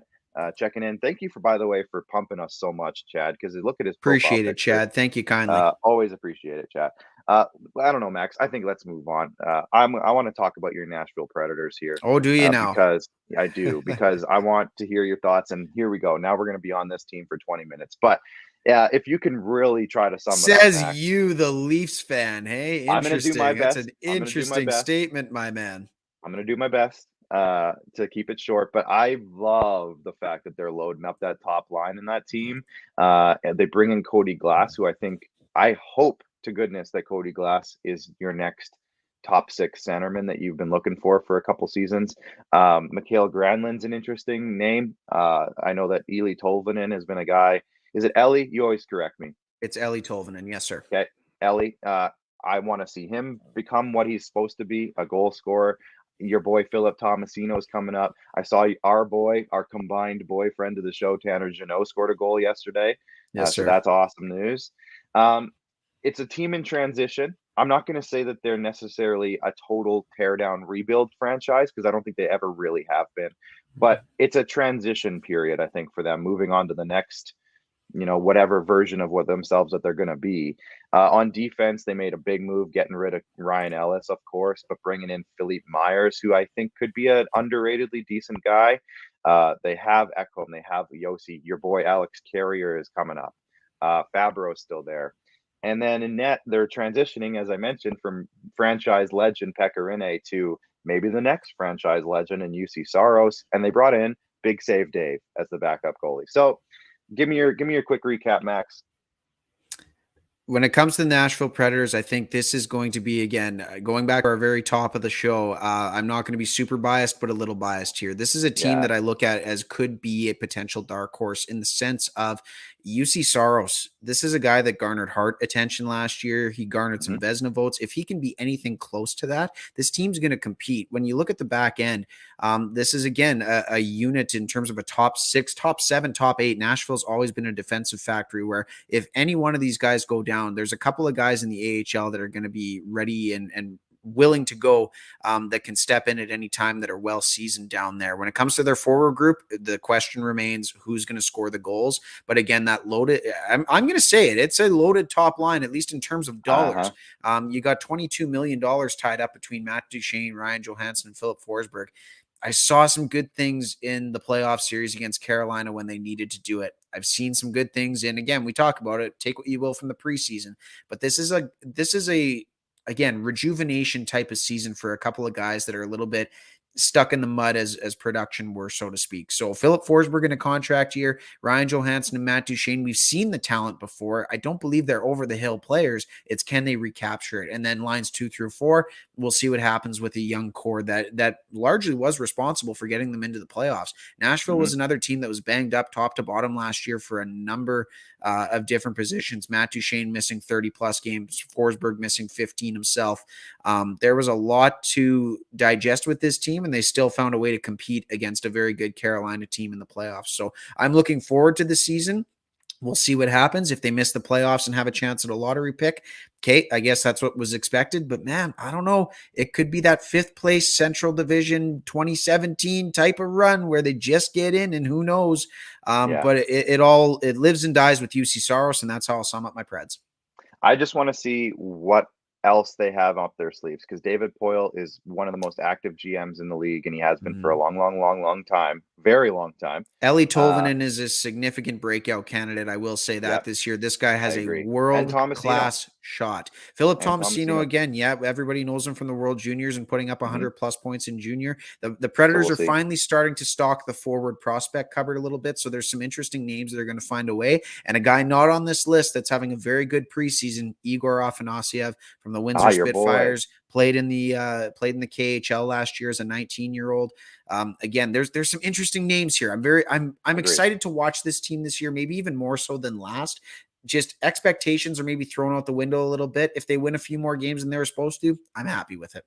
Go Preds. Let's move on to the St. Louis Blues before we get too much farther down this rabbit hole because I know we can probably go on. Hey, we were only like 4 minutes there. That was pretty good. We did pretty good. The St. Louis Blues are a very question mark heavy team for me. I think they've gone from that Stanley Cup year where, remember, they were last place in the league that year, and they haven't New Year's Day. They haven't been the same since that year necessarily. They still have a lot of the same faces. I like that Jake Neighbors is just unavailable in the bottom Yeah, there. unavailable. Yeah, not But quite there. The JPEG's not loading. yeah, they bring in Brandon Saad, who's, there he is. But he's been a nice player in the league for quite a long time, obviously on those Blackhawks teams, and he's been a couple other places since.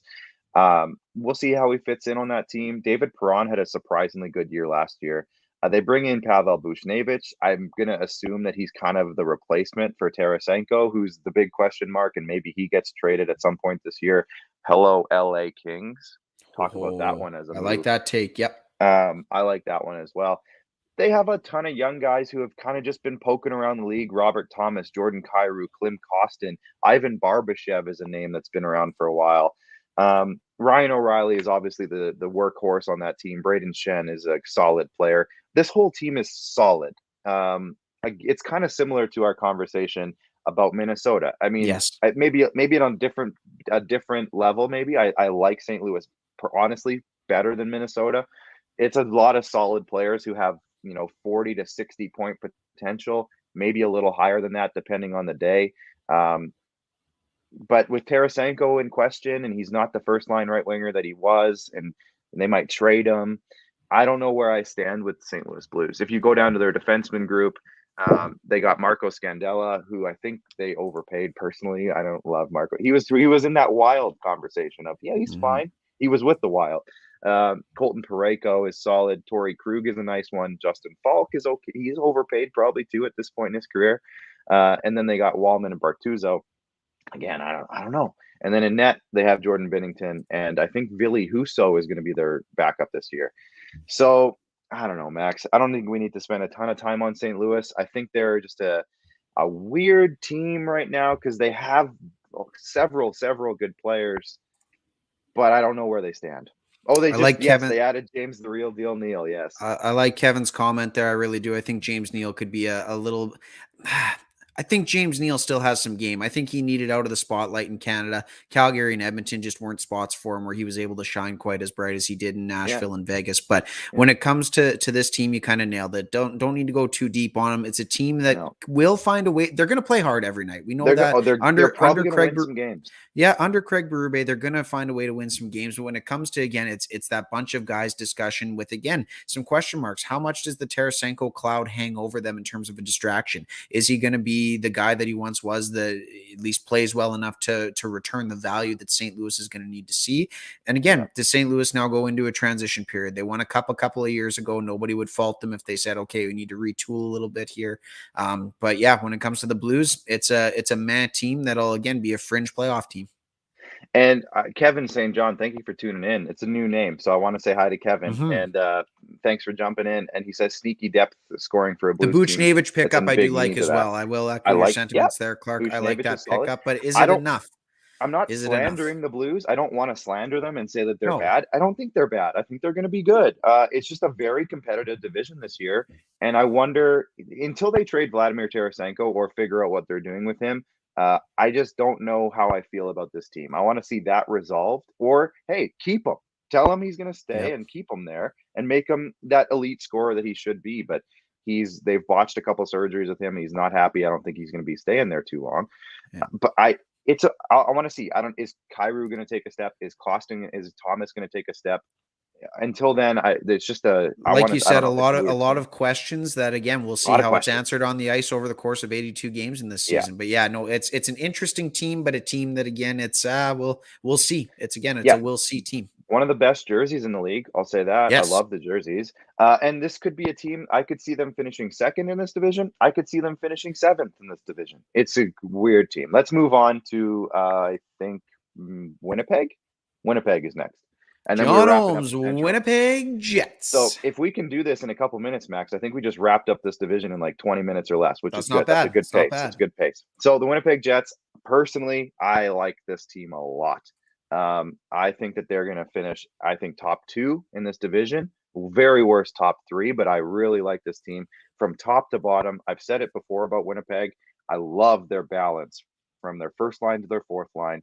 I think they've got a great mix of size and skill and defensive play at certain times. Some guys maybe not, if you look at the criticisms of Blake Wheeler and Pierre-Luc Dubois over the last couple of years. But I like their fourth line, and I think there's a couple of names on here that aren't on here that I think could also be on that fourth line. Their third line is solid. Their second line, I hope Dubois takes a step for their sake because they need him to with after that trade for Patrick Laine, of course. But their first line is one of the best in the league, league wide. And I think Nikolai Ehlers is one of the best second liners league wide, personally. They've added to their blue line, which was a massive need. They got Nate Schmidt and Brendan Dillon, adding to what they already had with Josh Morrissey, Neil Pionk, and Dylan DeMello. And not on this list for some reason, Logan Stanley. They have Nathan Beaulieu in there. I want to say he just got hurt, didn't he? He might have. That's a good point. Maybe he did. And then Connor Hellebuck. I mean, you can't say there's not much else to say. Connor Hellebuck. So Max, without going too deep, I think we both stand very similarly on this team. But please correct me if I'm wrong. Very solid. I hate to say it because of the rivalry that the Preds and Jets have developed, but this is a very good hockey team. Again, they addressed the issues on the blue line from last year. There's not much to say other than this has got to be a division favorite for me. This is where, again, I look at Colorado and I say, this is the team that challenges them right here in terms of 1 through 12, 1 through 6 on the back end, and then in net. I mean, Eric Comrie, maybe they have to do some addressing in the backup goaltender role if Eric Comrie can't be the guy, but he's capable of playing some games. So we're going to see Connor Hellebuck with a heavy workload as we always do. And I think he wants it that way. Yeah, this is a team that made the second round of the playoffs last year with Connor Hellebuck not exactly in his Vezina trophy form from a couple of seasons ago. So if he can have any sort of return to that form, again, this is a team that's going to be very tough night in, night out.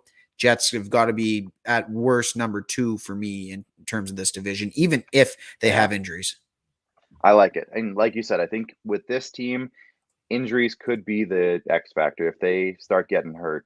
But again, we talk about their depth though too, right? Like they've got some guys. They've got Cole it. Perfetti could come up as a guy right Cole away. Perfetti. Exactly. Yeah. Cole Perfetti. He's right there. If Dubois, if Scheifele, if Wheeler, any of those guys get hurt, I want to see him right away slotted into that line, wherever it is, top 6, put him in there. I want to see Cole Perfetti. And they have some other guys too that are kind of kicking around. So Ville Heinola, for example, on the blue line. But let's go to our rankings now, Max. Who do you have in 8? I'm going to assume we have consensus 3, 2, 1. Arizona. Coyotes. Okay, good. Now the rest of the division is a mystery box. So let's go with who do you have in 7, then 6, then 5. 7.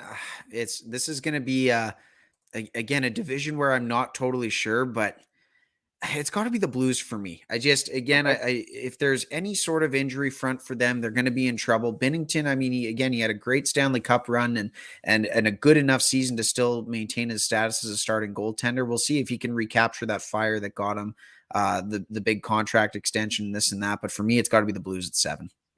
6, 5. Keep going. 6 and 5. Sorry. I'm going to go with the Nashville Predators just outside at 6. Again, you're relying on a lot of youth to get a lot of production this year. UC Saros, if he has a step back, I don't blame him based on how much rubber he saw last year. And even in the preseason, it's going to be a team that surrenders a lot of shots and maybe not enough goals. So I got my Preds at 6. Again, not super biased, just a little biased. At 5, I got the Minnesota Wild. I think that there's enough there that they can build off of. Kaapo Kähkönen and Cam Talbot are a good tandem where I think if one of them struggles, the other one will be able to pick up that team for a sustained period of time. But Kirill, again, he's gonna have to even take a step forward. So I like the Wild at 5 just based on where they're at and their team identity. That's where I'm at on the Wild at 5. I have the Wild at 5. I'm going to put St. Louis at 6, and I'm sorry, but I got to put Nashville at 7 for now. But I think that I can't wait until they prove you wrong and finish one spot ahead of that. They have, yeah, exactly. They have proved me wrong potential. I like it, but absolutely, I like that. Prove me wrong potential. Write that down. Meme it.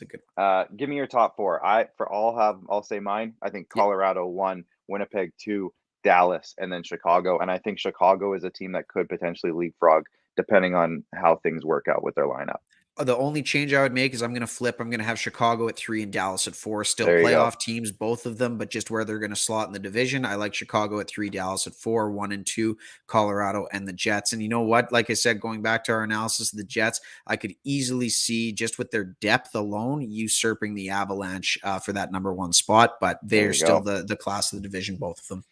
All right, let's move on to the Metropolitan Division. To me, this is going to be the hardest one to predict just because I think they have potentially 6 or even 7, depending on how you look at one team, playoff potential teams. So I know the Central is going to be very competitive top to bottom. This division to me is, I don't know how to put this division in terms of who goes where. I don't know. This is going to be a very confusing division. So if we're starting with Carolina here, as you see, they've been solid for a couple of years now.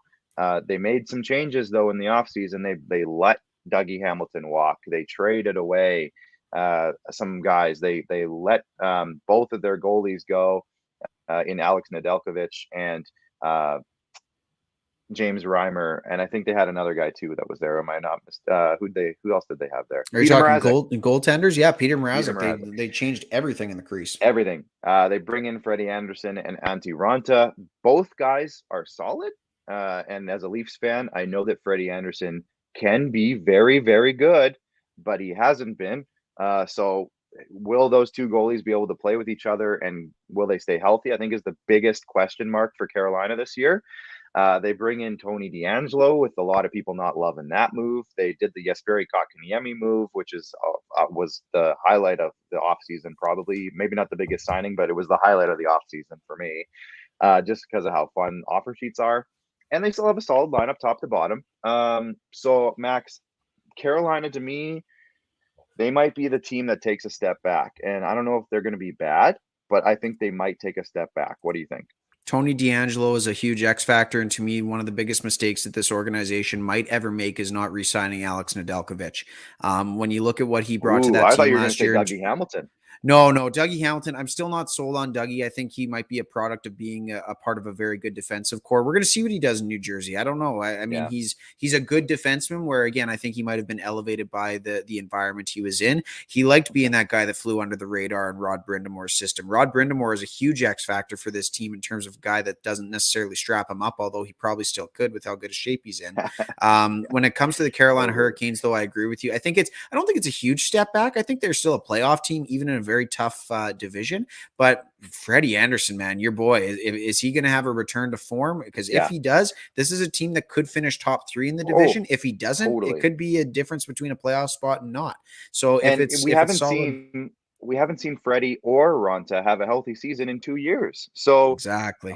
Is either of them going to have a healthy season? I think the goalie is the biggest question mark with this team, but it also could be the biggest check mark on this team. It could, if they play well.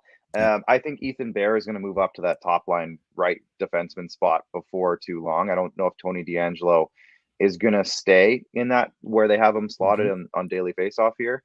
And then their forward group is still solid top to bottom. I would look at this team as like a Islanders on steroids, so to speak. They're a team that plays a very committed, structured game, obviously under Rod Brindamore, who is one of the best hockey minds in terms of guys that actually ever played the game, and in addition to just his coaching style, right? He's demanding. He has the respect of everybody in that locker room. So when it comes to the Carolina Hurricanes, again, this is where I think they're a good team, not a great team. And I think the couple of moves that they chose to make or not make, that's the discerning factor for me in terms of labeling them. They're a good team. I think they make the playoffs in this division. But again, it's going to come down to the 4x6 and how Anderson and Ranta play in net. So as much as we had consensus over the last place team in the Central, let's move on to the Columbus Blue Jackets, because I think if you ask almost anybody right now, they are the consensus last place team in this division as well. However, they have that one name right in the dang middle of that roster, Cole Sillinger, that I am just very curious to see what he does on that team. I think they had him with Patrick Laine and Jacob Voracek before this, but they have him in the second line as well with Nyquist and Borkstrand, which still could be an interesting line. It's a team in limbo right now. I don't think there's a whole lot to really talk about. They lose Seth Jones. They lose a few different guys, Nick Foligno, of course, moving on, and a few other guys throughout the offseason. But I think it's just easy to consensus say, you know what, they're probably going to be the last place team in this division. They've lost a lot of scoring over the years in Panarin leaving town and a few other guys. They have some really interesting young guys, and I don't think that they're going to be a team that goes away easy most nights. But overall, they could have one of the best goalie tandems. I'll give them that in Merzlikins and Korpisalo. I don't hate those guys. But I don't know. Quick thoughts, Max. We don't have to spend too long on Columbus. You know what? My tune has changed on them a little bit in the sense of I still think, again, a team with an identity, right? We talk about them being dangerous I'll be right teams. back, by the way. Keep talking. For sure. Night in, night out. I look at the Columbus Blue Jackets, and I've seen a couple interviews lately with Zach Werenski and also to just who they have, right? You look at Patrick Laine, you look at Jack Roslovich. Those, again, when that trade was made last year, I was kind of looking at it like, gee, maybe Columbus found a way to win this one in terms of what Pierre-Luc Dubois is going to bring to the Winnipeg Jets. I mean, still a good player, but I really like what Columbus picked up there. Can Patrick Laine be rejuvenated, and can he be motivated by, again, for whatever reason, perennially being on a contract year? I look at the Columbus Blue Jackets, and I think they're going to be a tough out most nights, but still an out. So I think, as Clark alluded to, consensus-wise, it might be them finishing last in a very, very stacked division, as he alluded to. Again, probably the toughest division in all of hockey. Some interesting young pieces there, but I think on the Columbus Blue Jackets, it's one of those ones that we could potentially move on from fairly quickly in terms of our analysis of a season-long preview. Now, if we look, I guess, to the next in terms of alphabetical order, so to speak, we got a whole lot of N teams to come, and that starting with the, I believe, New Jersey Devils, if we're still going in alphabetical order in terms of the Metropolitan Division preview. Again, I don't know, Clark, maybe very similar to Columbus. Don't have to spend a ton of time on them. An interesting team. They made an acquisition, obviously, in Dougie Hamilton. That's going to make some waves in terms of selling some jerseys and some tickets, and maybe, again, a team that takes a step forward. But overall, I think it lies with, is Jack Hughes going to become the guy in his third season? And again, Dougie Hamilton anchoring that back end. The Mackenzie Blackwood COVID discussion is a very, very big question mark for me, especially with how much they have to come to Canada. But again, I don't know if we have to spend too much time. An interesting young team that will, I think, take a step forward, but how big of a step, I'm not too sure. I really like what they did in the offseason. I'll give them a lot of credit for that.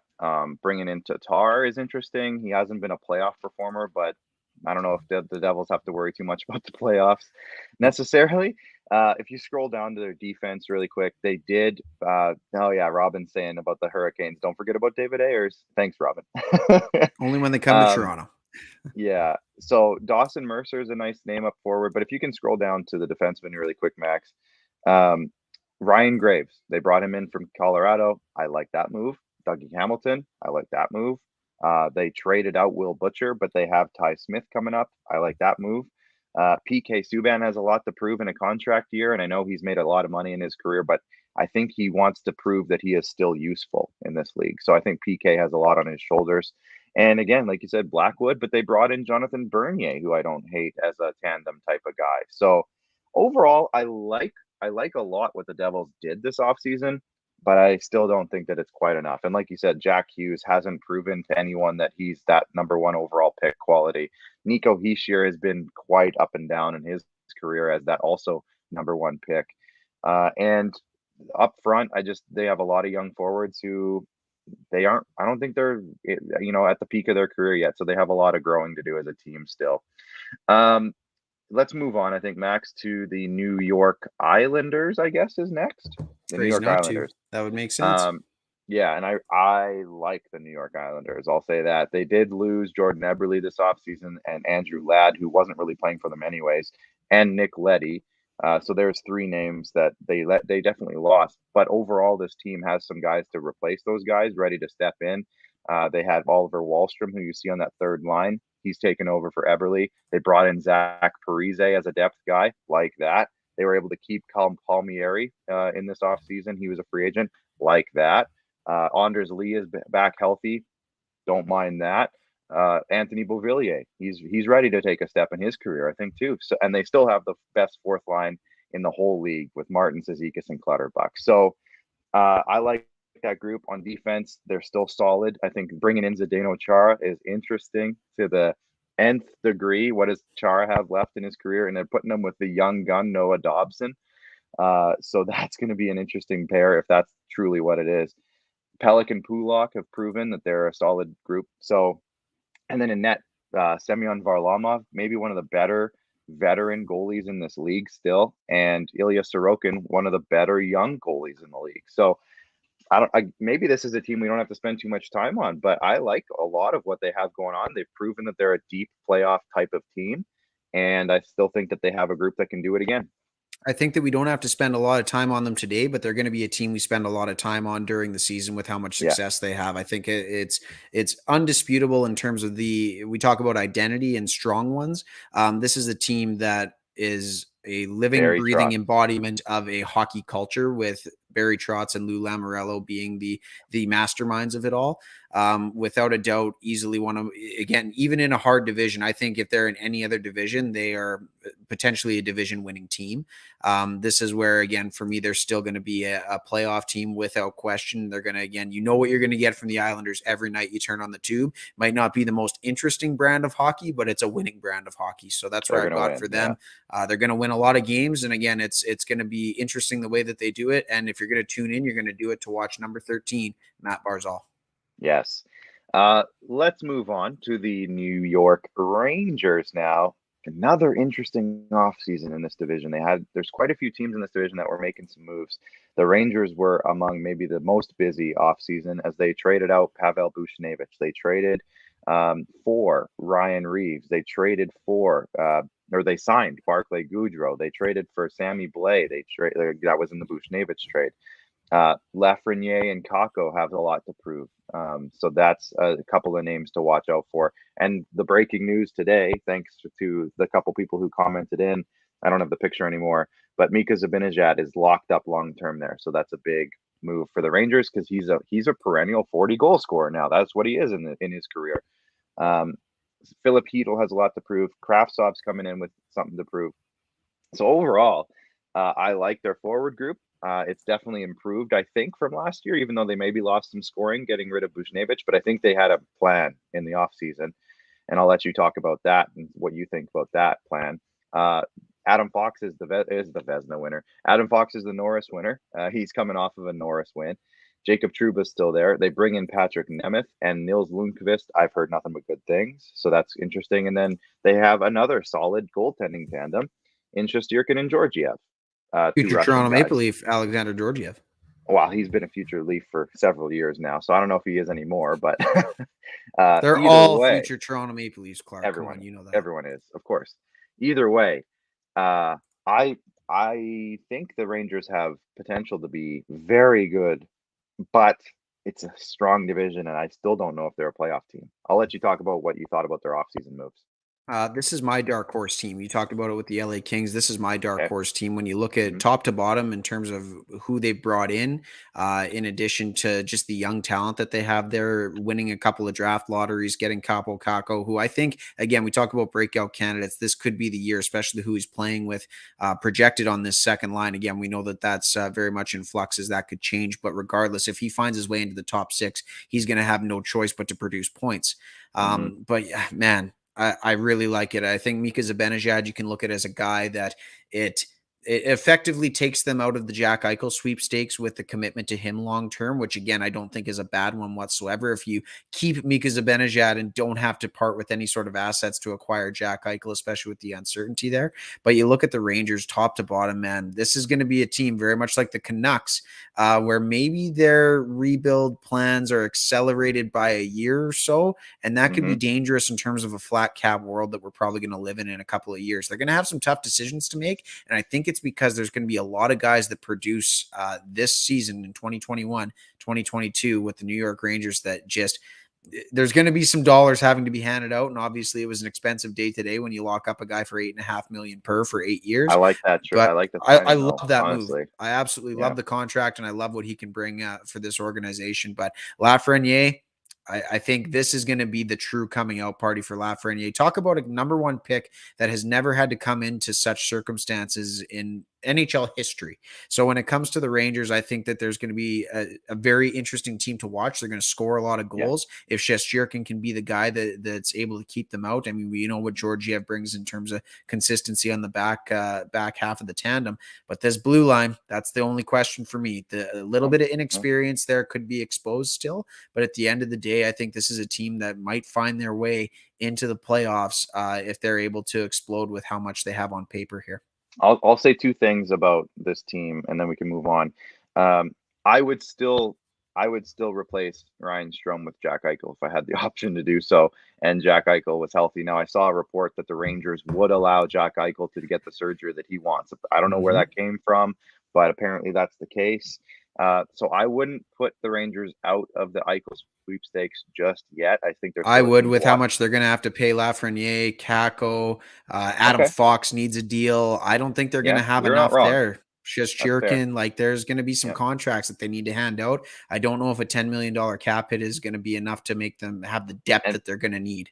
And maybe they need to add a defenseman before they add Jack Eichel. Maybe that's the case. But the other thing I will say is the criticism was that, you know what, they added a bunch of physicality and grit when the league is constantly going towards skill. And that's true, but they had skill last year. And they didn't do what they wanted to do. So I don't mind adding the physicality and grit and whatever else you want to call it, because I think that they have two candidates, and we've talked about them already, Lafreniere and Kako. Those guys are going to replace any production that they may have lost, and I think maybe even more so if they can take the steps that they should be taking in their careers. Without a doubt. Let's move on. I think it's going to be Pittsburgh. Philadelphia. Philadelphia is next. So we're going to move on to the alphabetically. Flyers. This division is as tight as it's going to finish as well, too. It's kind of funny. Alphabetically, you're right. It's as tight as Robbie Ray's pants. Sorry, a lot of the middle teams are in this division in terms of alphabetical. I love the Flyers offseason. I really do. I love the addition of Rasmus Ristolainen. I think he's going to be much better here than he was in Buffalo. I hope, anyways. I like that they added your boy Ryan Ellis. I think that's massive. I was going to say we don't even need to start with the forwards with this team. Let's just go to the blue line right now. I like it a lot. And compared to considering their defensive play and their group on defense last year was their problem, they go out and add Ellis, Ristolainen, and Yandel. I mean, you can't add three much better defensemen in one off season than those three guys. You would have to think. I know Ristolainen has some criticisms about how he plays, but I like the fact that he's going to come in here and not have to be the guy like he was in Buffalo. Buffalo was just a train wreck, and he was the driver. He was the driver of the train. But I think if you take him out there and maybe put him in one of the cabooses, that's going to be better for his career. And I think Carter Hart, we talk about bounce back candidates, Carter Hart is maybe at the top of that list. He had a great year in his rookie year, and then last year was a bit of a mess. They bring in Martin Jones, who I think needs a bounce back in his own career, in his own right. So I'll be curious about that. They have Kevin Hayes listed as out. I think he might have just gotten a small injury. I don't know. No, he's going to be out for weeks. Oh, a couple weeks? Yeah, he's going to be out for like a month and a half probably, unless he heals quicker, like he's saying he is going to be doing on the Dave Portnoy show. But he was actually a guest on just kind of a random episode of a podcast for Kevin Hayes to pop off. But yeah, I guess he's going to be dealing with something for at least a month, I would say, to open the season. But okay, but if you go back up to their forward group, that's probably okay, because I think they have a solid forward group that it can probably handle him being out. I know he's one of their most highly paid players, but they brought in Derek Brassard this offseason. So look at that. They just slot him in there, and Derek Brassard can do just fine. He's not. I don't know, man. They're going to miss Carson Twarynski. I don't know. That's true. They are. I like their third. I didn't realize that even JVR was on their third line. I like that idea with, their depth is solid, and I think they have a really nice mix of size and skill throughout their lineup. I don't mind the Cam Atkinson addition for Jacob Voracek. They're the exact same age. I thought Cam Atkinson was like 26. He's like a perennial, I think he's still in his 20s guy, but he's already in his 30s. Yeah. But I like the fact that he's a bit more of I'd call him more of a scorer than Voracek is, because Voracek, he's a guy 50 assists every year, but he only ever gets 15 goals. Usually somewhere in that range. Claude Giroux, Travis Konechny, Sean Couturier, they've been there for years. Farabee, they just gave money. So I like this team. I think it could be a team that maybe surprises a few people, especially when Kevin Hayes gets back. But I like what they've done this offseason. Yep, rebuilt back end and a very, very good resurgence candidate in Carter Hart in between the pipes. We know they're going to score goals. I like the Flyers as well. Okay, let's move on to Pittsburgh, I think, if we can keep this rolling. Pittsburgh, they're going to be a question team, but it's Pittsburgh. It's still Pittsburgh. And I still think that they can and should make the playoffs, even though Crosby and Malkin are potentially out for some time.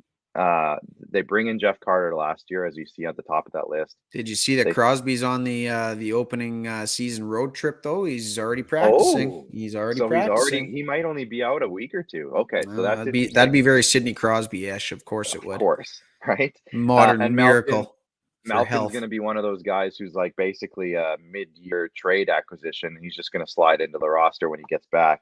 Gensel, I think, is about to explode. I think Jake Gensel has had more and more better years as he's gone. I think he's just kind of scratching the surface of what he is as a player still, even though he's been solid for a few years.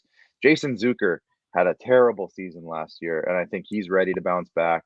And they have a bunch of guys throughout the lineup that have just been around for a while, and they're solid players. It's kind of the Minnesota factor where it's like a bunch of guys, but in this sense, I feel like it works better.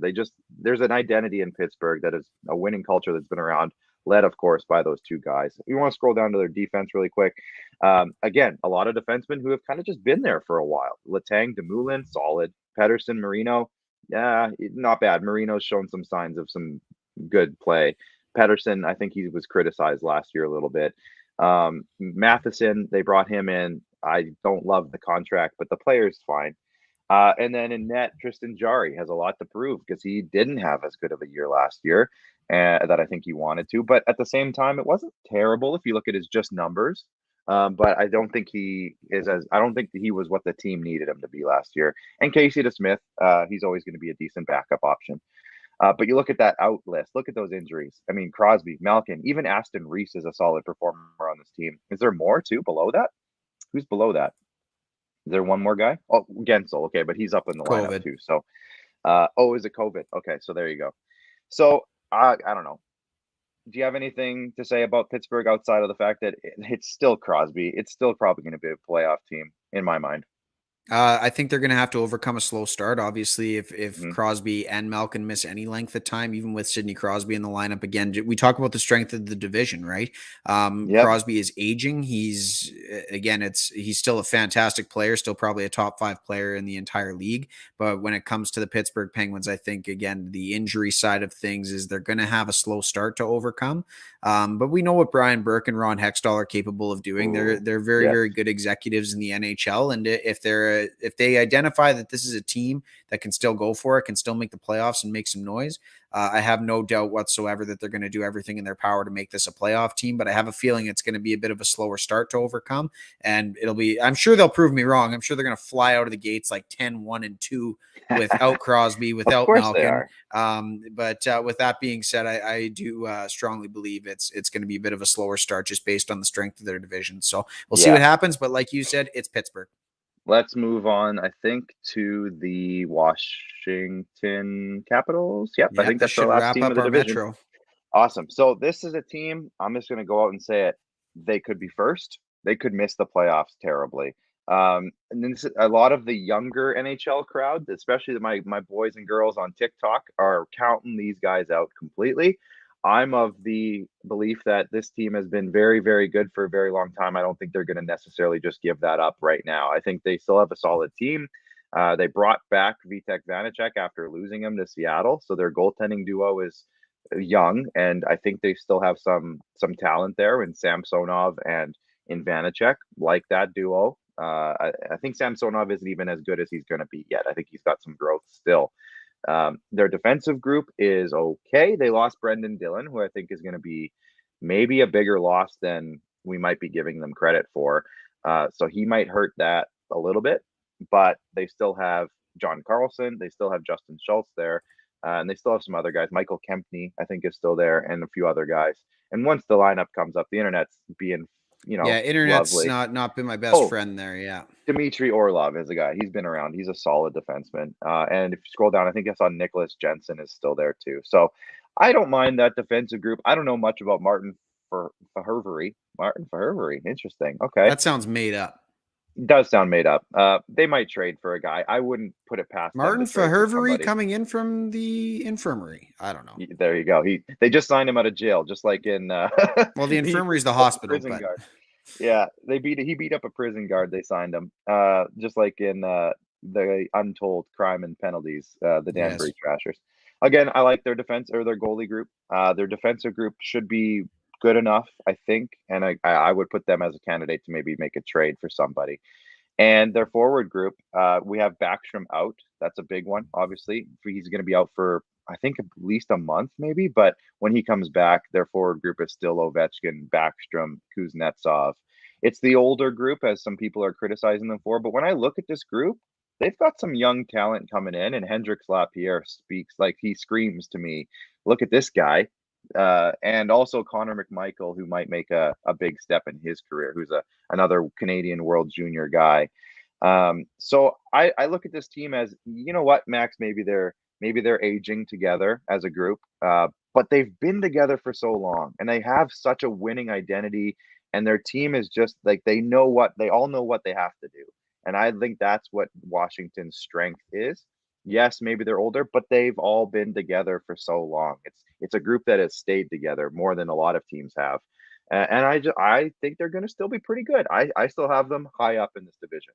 Very common theme in this division. Fantastic coaching. We know what Peter Laviolette can get out of an older group. He's done it throughout the entire course of his career, and he's a guy that knows how to push the right buttons of some guys that, again, as you said, are aging a little bit. To me, the Kuznetsov factor is as important when evaluating the Capitals as it is with Tarasenko and the Blues. What can he be? Can he be a guy that puts behind whatever, I guess, was plaguing him in terms of the culture side of things? But if he can return to form, man, oh man, that's a resurgent player that makes a big difference in terms of this lineup and the way it's constructed.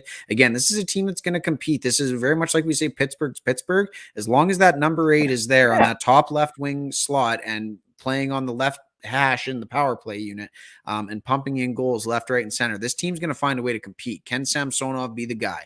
That's always a question. Vitek Vanacek, we know, again, he's capable. But again, you look at this team, you can't count Washington out until number 8 retires. You really can't. No. So again, it's as you said, it's a team that could finish top of the division, or it's a team that could just narrowly miss the playoffs. We'll see. Yeah, I think Anthony Mantha is going to pop off finally, and he's shown signs of it throughout his entire career. But I think this could be the year for him. And yeah, I'm looking forward to seeing Tom Wilson run buckshot over this division, because there's a lot of candidates now for him to come up against physically. So well, don't you know that's exactly why the Rangers went and picked up Ryan Reeves. Exactly. So with that in mind, let's go over our division rankings. 8th place, 3, 2, 1, the Blue Jackets. Yeah, you don't know? Yeah, I don't know, man. I've listened to a lot of interviews lately from John Davidson, from Zach Werenski. I was telling the viewers as you left that this is going to be a team it's a hard out, but still an out most nights. I don't know, man. I'm tempted to put the Devils there, especially with the uncertainty with Mackenzie Blackwood and what he's going to be this year. So I'm going to go out on a limb. I'm going to say the Devils, maybe. I really am. Let's agree that the Devils and the Jackets are the 7. Well, exactly. Yeah, it's 7 and 8. Interchange them. Yes, without a doubt. Now, here's where I think I might shock a lot of people. My 6 is Carolina, and I think that's probably going to be proven wrong. But I have them in 6. Again, it's that goalie question mark that I want them to be good, because it's Freddie. Freddie's my boy. He really is. I defended Freddie for a long time, longer than most Leaf fans did. I just worry about him and Ranta there. What if they both get hurt early, or what if they struggle with injuries all year long? It scares me a little. I still think that they're going to pump a lot of goals, so this team could prove me wrong, but I have them in my 6th spot right now. I've got the Pittsburgh Penguins at You've number got Pittsburgh 6. there. I think it's going to be too slow of a start to overcome. I really do. Tristan Jarry, again, is a huge X factor for me. Is he good between the years? Is he going to be able to put last year's playoff performances behind him? I don't believe in that blue line. I think Chris Letang, again, if you get 30 games out of him at this point of your career, is doing okay. Brian Dumoulin has never impressed me. But again, he's only played 40 games, 50 games. Like he's always a guy that, again, he's just a hairline fracture away from being a hairline fracture away. And that's what I struggle with Chris Letang. I don't want to disparage the man too much, because he's built an incredible career, but at this point, again, don't know if he's terribly healthy. And then again, that just overall, the blue line doesn't impress me. The forward group needs Malkin and Crosby to be good enough in this division. I got the Penguins at number 6. Okay. I got the Rangers at 5, and I put them at 5 because I think they're right there. And who knows, maybe this is a division where there is a 5th playoff team and the Atlantic struggles. We'll talk about the Atlantic next. I have the Rangers at 5, just narrowly missing a playoff spot. Gotcha. I've got the Philadelphia Flyers here. Again, I love the rebuilt blue line. Are they going to be able to gel, though? Is it going to be a team that, again, there's a lot of new faces, and sometimes that takes time. We all know what's going around in the news right now surrounding their head coach, Alain Vigneault. Again, is that a distraction for them? Kevin Hayes being out, I know that he's maybe, at least in terms of offensive production, maybe not quite living up to the ticket of $7 million a year, but still a very good, reliable player. I agree that they're going to miss. So, I mean, when it comes to the Flyers, I like the rebuilt blue line. Again, it's going to help Carter Hart a lot. How much is it going to help him? I still have him at 5, and potentially, again, this is where we're looking at, no, the Atlantic's too strong. I got the Flyers maybe just missing the playoffs, a year away from being a year away still for the Flyers for me. I put the Flyers at 4, and for all the same reasons as you, I like the blue line, et cetera, et cetera. So I put them at 4, and then I had Pittsburgh at 3 because it's still Pittsburgh, and like you said, it's Brian Burke, it's Ron Hextall, it's Crosby. When Malkin's back, he'll be just fine. And I don't know if they're necessarily done yet. They don't have much in the cupboard. So I would say I could see them going all out and still adding and just getting rid of everything. It's going to be scorched earth, but they're going to build for now, because I don't think Brian Burke and Ron Hextall came in here to just move on to the next phase of the organization. Those two guys are winners, and they want to win now while they have these vets. So I think that they're still good. I don't know if they're going to be quiet this year. So I had them at 3. Who were your 4 and 3? I got the Rangers and the Carolina Hurricanes, respectively. The Hurricanes are a team, like I said, they could be first. I just have this weird feeling that they might not be, but I respect your decision. I like him at 3rd. Again, they were a division winning team last year. They're going to drop 2 spots for me. Again, different division, obviously, too. But with that being said, I still think they're a playoff team. And man, I don't know. Again, watch the Nashville Predators play the Carolina Hurricanes yesterday in preseason action with most of the team as it's going to be constructed. They're still a team. They're still a team that, again, with the identity of Rod Brindamore, I think they're going to find a way to compete and win a lot of hockey games still. And man, their top 6, it's very, very good in terms of forwards and defense. I'm putting a huge disrespect on them saying that they're going to miss the playoffs. So I totally understand that. The Rangers, I think, again, tantalizing not to take as a dark horse pick. They are so intriguing to me. Our top 2 are going to be the same then. I have the Islanders finishing first and the Capitals, but I could see that being flip-flopped as well. Washington's always a President's Trophy candidate, so they could easily finish first. Agreed? Carbon copy, except I will say this, again, we alluded to it earlier, Washington could very well flip-flop with Pittsburgh here in terms of my picks. I think that those 2 franchises for Carolina and Washington could swap. Exactly. That number 2 spot's up in the air for sure. I agree. All right, we have 9 minutes for your Atlantic Division. Do you just want to do the Leafs? Let's do it. One thing I will say, I said this before we started the Metro, it could be, it's one of the hardest ones to predict because I don't think there's any clear top teams as there are in all the other divisions. They're all kind of in that conversation. So let's move on to the Atlantic. I guess we have to start with Buffalo. No, Boston. We can start with Boston if you want. So again, we'll try to speed through this division because we are kind of at the end of our show here. We want to get out of here before too long. Biggest question mark with Boston is, can they replace David Krejci and can they replace Tuukka Rask? I think they tried with Linus Ullmark. We'll see. The defensive group, they still didn't make the additions that I necessarily wanted them to, with Charlie McAvoy kind of being the head guy there, but they did bring in Derek Forbort. They kept Mike Riley from last year, so curious. Their forward group, I like it overall. I like adding Nick Foligno to the Bruins. He seems to be a perfect fit for the Bruins, doesn't he? But the biggest question mark is, again, David Krejci is gone, and he was such a mainstay there in that second line center role. He was the perfect second line center. There aren't many better second line centers in the league for what he does. He was a perfect guy. And their top line is still there. They brought back Taylor Hall in a great contract. Yes. And then there's a couple of guys who I don't love. Charlie Coyle. A lot of people don't love Jake DeBrusk. I like him. But they brought in a couple of guys. So we'll see. Boston, I think they're going to be just fine because it's Boston, but we'll see. I'm not going to spend 30 minutes on the Leafs. Max did great with the Predators. I'm going to try to max Predator. I'm going to try to. You're going to try to max Predator. Time. I like it. if I can. Let's move on to Buffalo. We don't have to Oh, talk gee, I about don't even get a Buffalo. word on Boston. Sorry, I Wow. shouldn't have said that.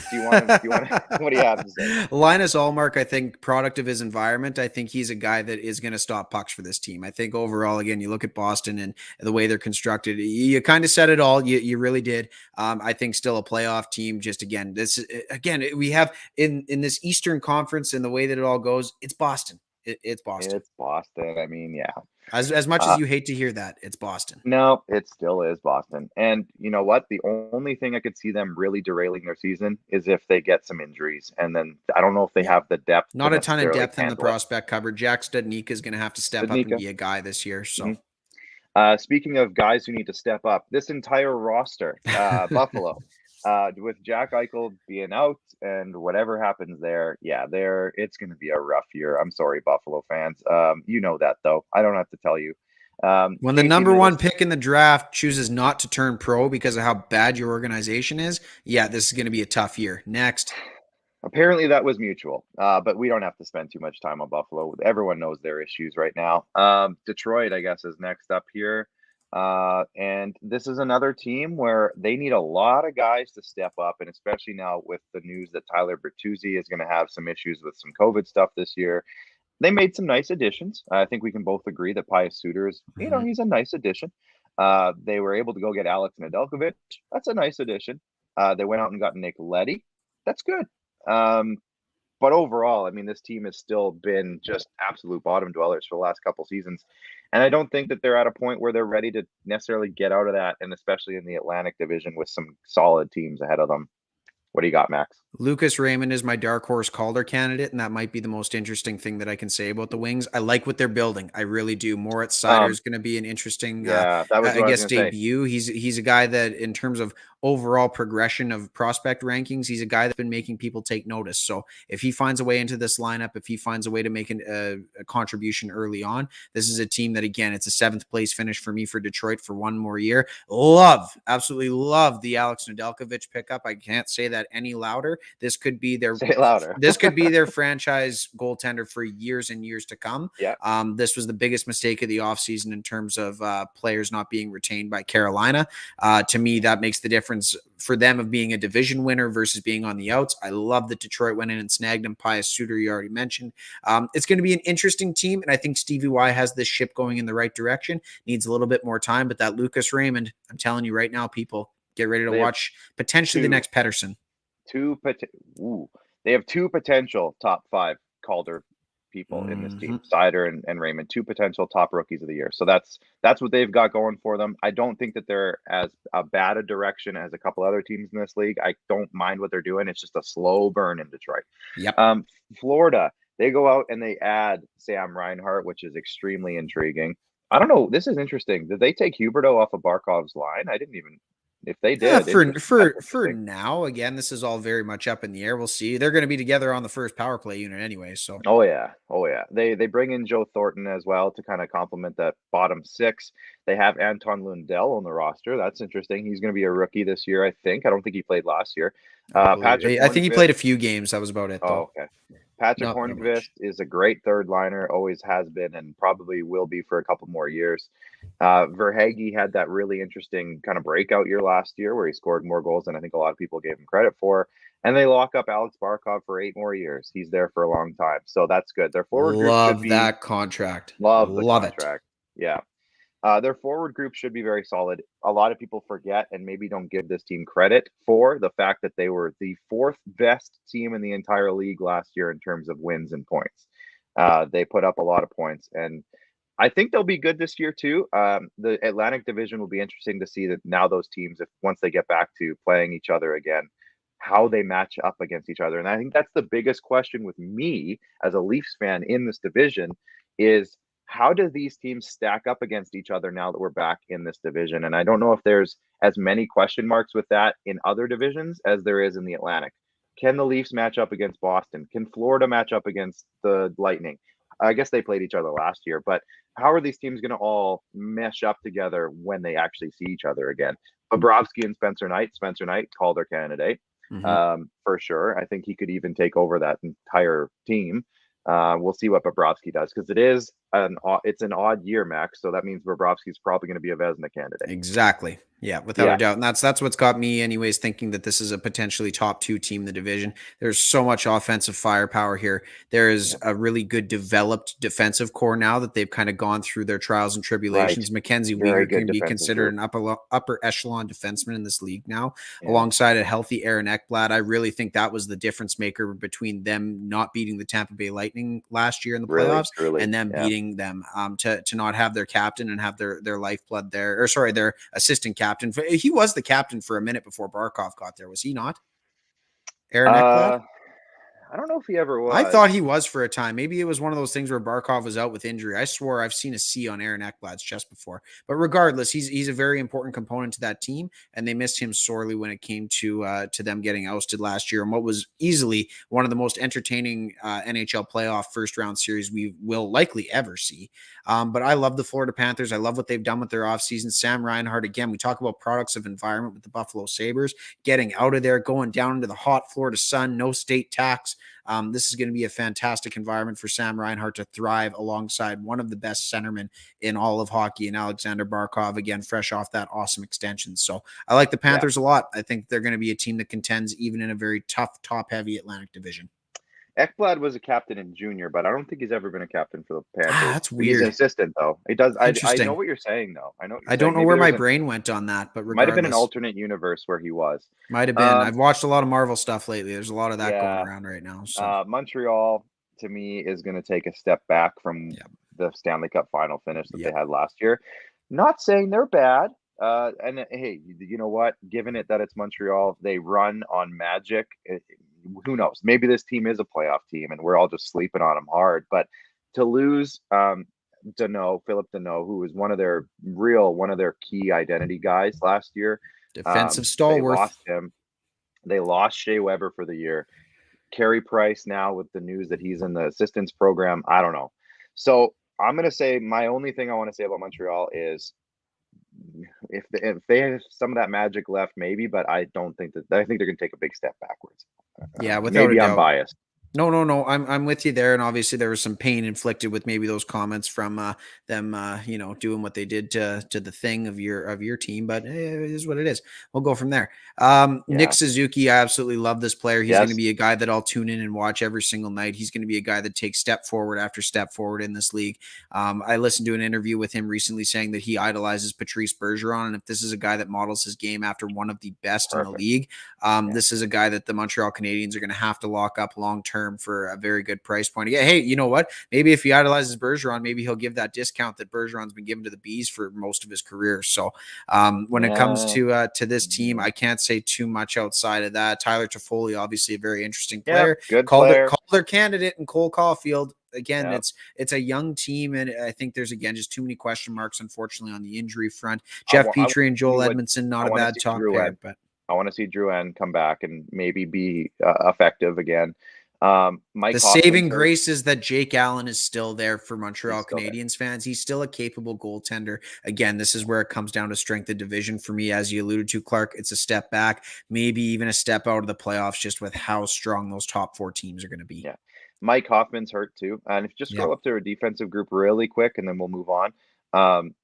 Joel Edmondson is also hurt. Now he's on the lineup, but I know he's hurt and he might miss a couple of games to start the year. And again, without Weber, this group looks David Savard was a great pickup though as well. No, too. He was David okay. Savard was a very good pickup. But without Weber, this group to me is a little bit lacks a little identity for sure. Yeah.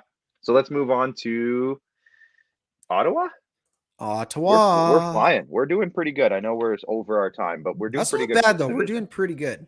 If it was up to us, we'd probably still be on the Central Division. Those black jerseys, though, for Ottawa. Oh, I like those. I like them. Yeah. The old logo. Oh, there's the other night it was yesterday, I guess. The Leafs played them in their final preseason game, and they were wearing their whites. Man, I like Ottawa. They're clean too. They're clean too. Yeah.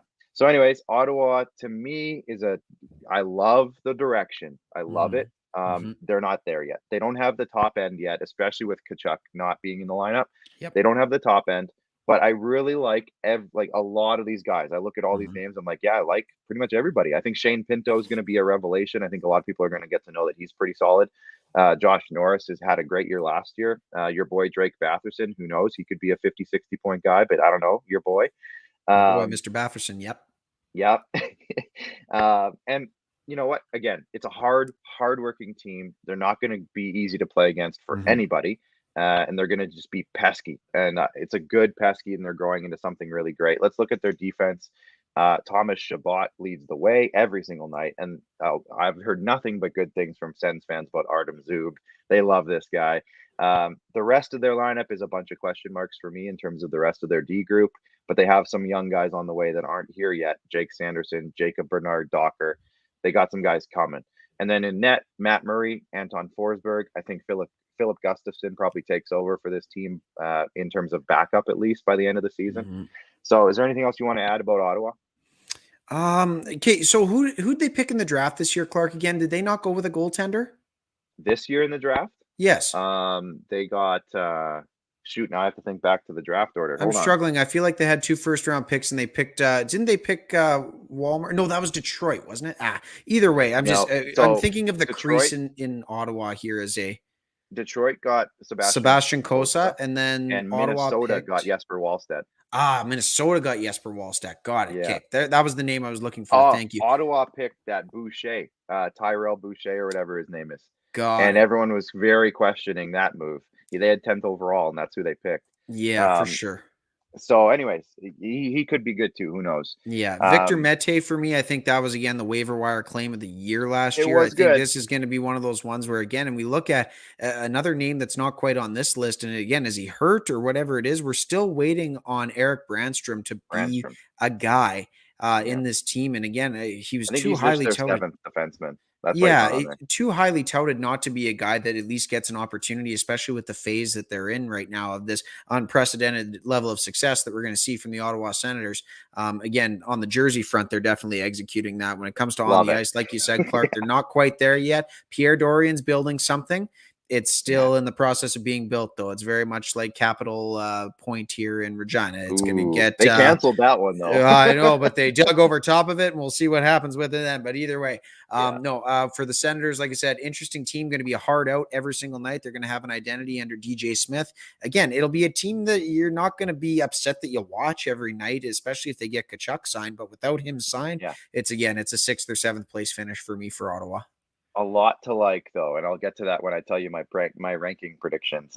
Robin Waldy says, "Yeah, but when do you guys ever stick to time limits?" Exactly. That's right. That's my point.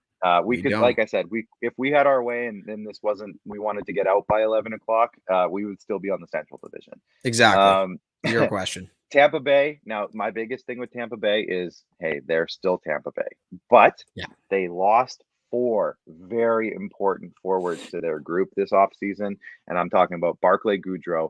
They lost Yanni Gord, they lost Tyler Johnson, and Blake Coleman. Those are 4 very important forwards for what this team was the last couple of years.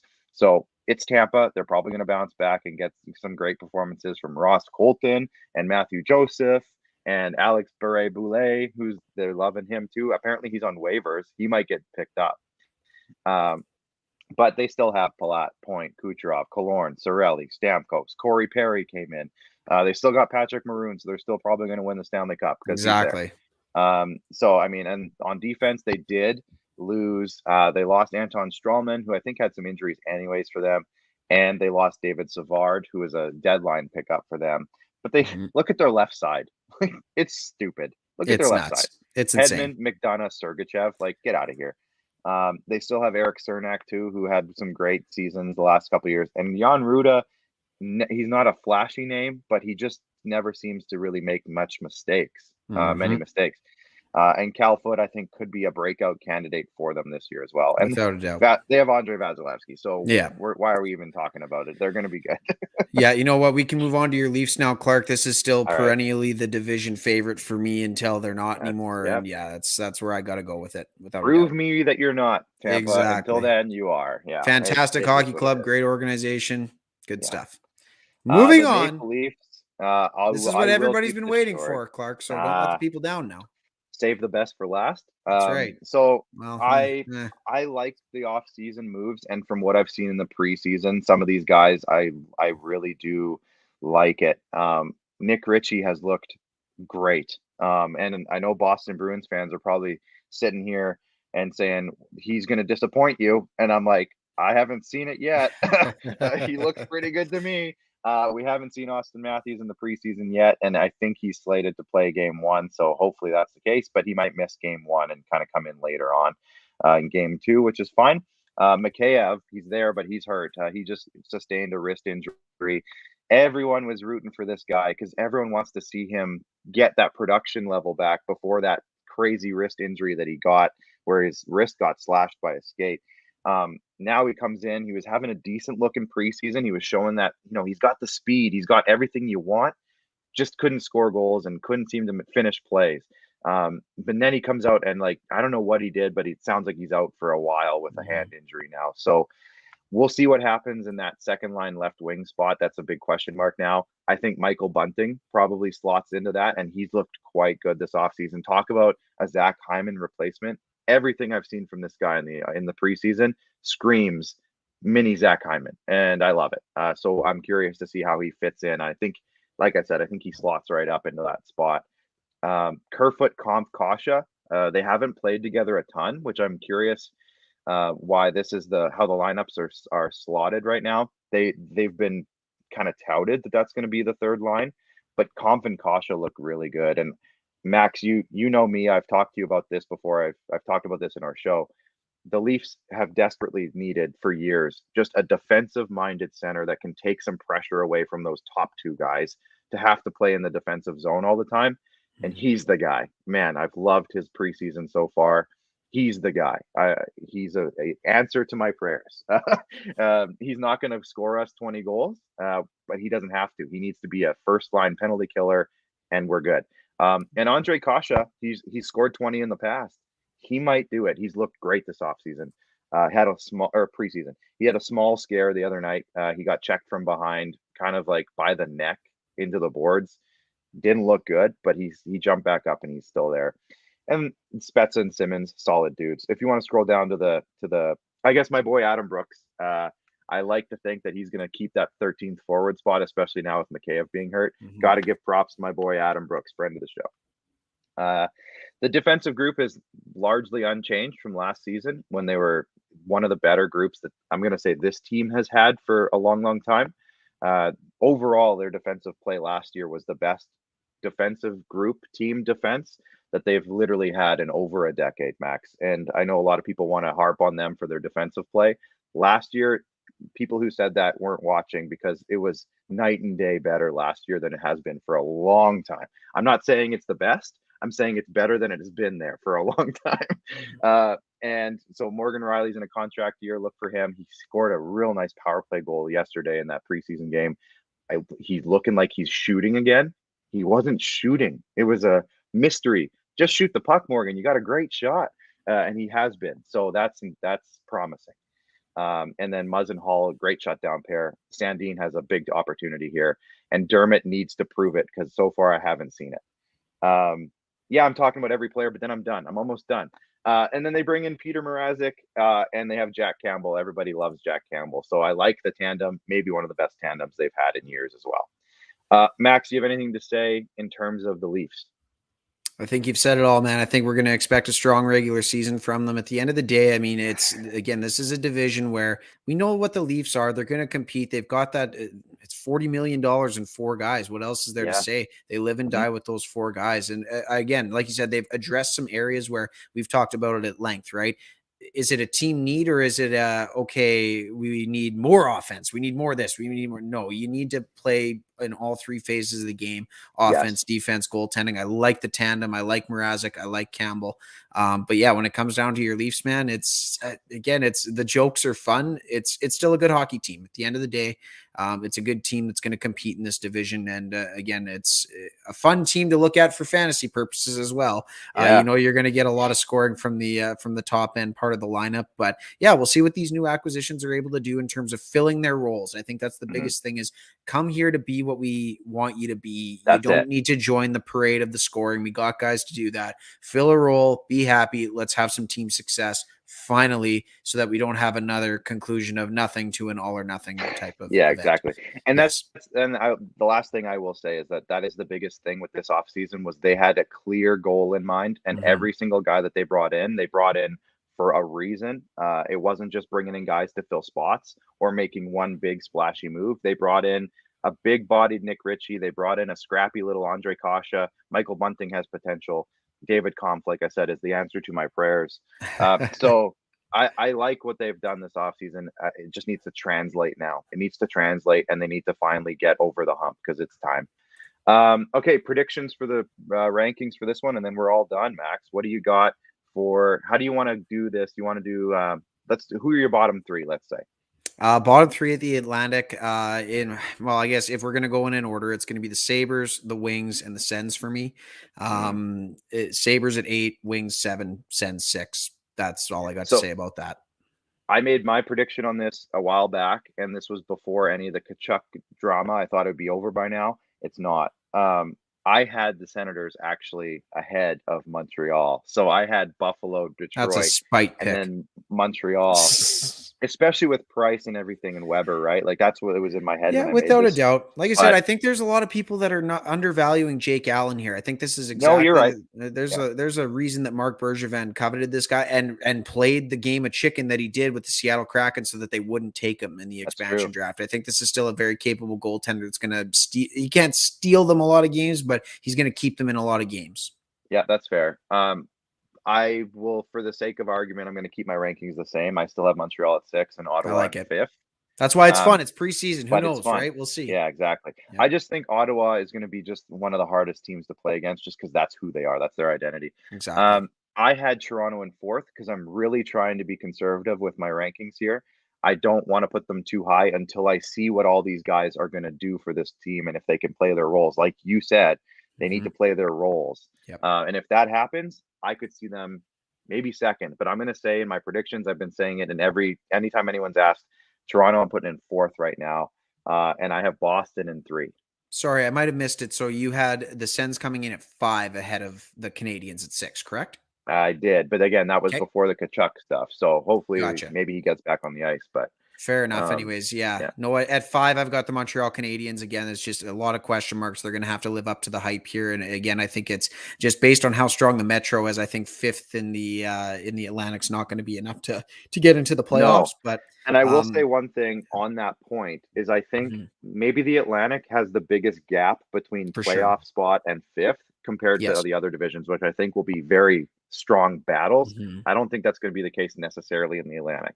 Yeah, for sure. I've got Boston at 4 again. We talked about their losses, right? David Krejci, like just in terms of a Huge. locker room presence, Yeah. in addition to production, right? You said it perfectly. Name me a better second line center that's filled out the role that David Krejci has for the past decade plus in Boston. You'd be very, very hard pressed to. So when it comes to He's the top David Krejci 3 or loss, 4 at least. Yeah. yeah, exactly. And Linus Allmark again. I think he'll have a decent season. I don't think there's going to be a problem there. Can Tuukka Rask come back again? That's a very strong tandem in net. If Tuukka Rask is able to come back and still be the guy. But again, it's the blue line for me. It's still a playoff team, but again, I think Don Sweeney's going to have to go out and find himself an acquisition. Who knows? Maybe this is the year if the Preds can't lock up Matthias Ekholm. Maybe this is the year that Matthias Ekholm ends up in Boston. We'll see. He would be perfect there. So Oh, he good there. absolutely would. Yeah, a Yeah. little better than Jared Tenorti. So I got Boston 3. Again, it's Boston. Yeah, But I do think that it could be my 2 to 4 I think could flip around a whole lot for depending on a sure. few factors. I have Florida in 2 simply because they were the 4th best team last year in the Mhm. standings and I think they've gotten better. So I think Florida is going to be a team to look out for and I have Tampa in 1. I mean, it's still Tampa. For sure. I Yeah. got Tampa from a philosophical standpoint at number 3. I think this is a team that when you win 2 Stanley Cups, you know when to keep your foot on the gas and when not to. And they're kind of that team where they're just so damn good that they can turn it on any single night that they want to and then shut it down. whenever they need to. I think they might find themselves saying, hey, maybe it's more favorable for us to finish at number 3 in this division or whatever it may be. I just think that, again, they're still an elite team, zero question, a playoff team. I'm not disparaging Tampa. I'm just saying that this is a team where all of a sudden, if Steven Stamkos needs a break for 10 games, well, I don't know, maybe something happened to that knee. I don't know, whatever it may be. So I got Tampa at 3, and that's where I'm going to go from there. Number 2, I've got your Leafs. Again, this is a team that we talked about it. They're strong. They're going to be good. I really like the Mrazek pickup to solidify the goaltending. Now there's no question marks whatsoever. You've got a 1A and 1B situation in Campbell and Mrazek. And like you said, the role fillers. I think you guys have addressed some needs in Toronto where the guys are going to go there to be what they need to be instead of being something to try and play their way into a contract on another team or whatever it is. So I really like your Toronto. Right. I'm hoping. Well, right. I mean, second place finish in the regular season. We all know how that turns out in the playoffs. But for me at number 1, man, I love the Florida Panthers. I think dynamically, this is going to be one of the most fun teams to watch all season long. They're going to get in a lot of 6-3, 6-4 shootouts when it comes to not literal shootouts, but I just mean shootouts in terms of goals going back and forth. Yeah. They still have a good D corps, even though the loss of Keith Yandel. Mackenzie Weegar's going to step in and be that guy on the first pairing alongside Ekblad. Like I said, there's just not good enough things to say about Florida, especially with the acquisition of Sam Reinhart, who I think could be a 70-point player in this league with who he's going to be playing with. Zero question about that. So I like the Panthers at 1 in my Atlantic preview, and that's about what I got. Before we wrap up, though, Clark, I think we'd be absolutely remiss not to say thank you to the folks at Daily Faceoff for being our literal resource. I know that as far as copyright strikes and stuff are concerned, we don't want to have any sort of issues there, but Daily Faceoff, very much like Cap Friendly, fantastic hockey resources for all the fans that you need. Your daily lineup combination, starting goalies, whatever it is. Frank Saravalli is now heading things up, formerly of TSN, now kind of doing things. And our boy Tyler Uremchuk, who I still want to get on the show at some point. There you go. Good stuff. Yeah, but again, like I said, big thanks to Daily Faceoff for being the biggest screen of our 3 screens today and being the resource that it was. So, yeah. All right. Well, should we wrap this up, Max, and say goodbye and let everybody go on their way on a Sunday? I think so. It's I see some games are kicking off in the NFL, and it's going to be a very good Sunday. Says. Absolutely. Yeah. Happy Thanksgiving, everyone. Thank you for tuning in with us, and we'll catch you on Tuesday night for episode 54 of the SquadCast. See you later.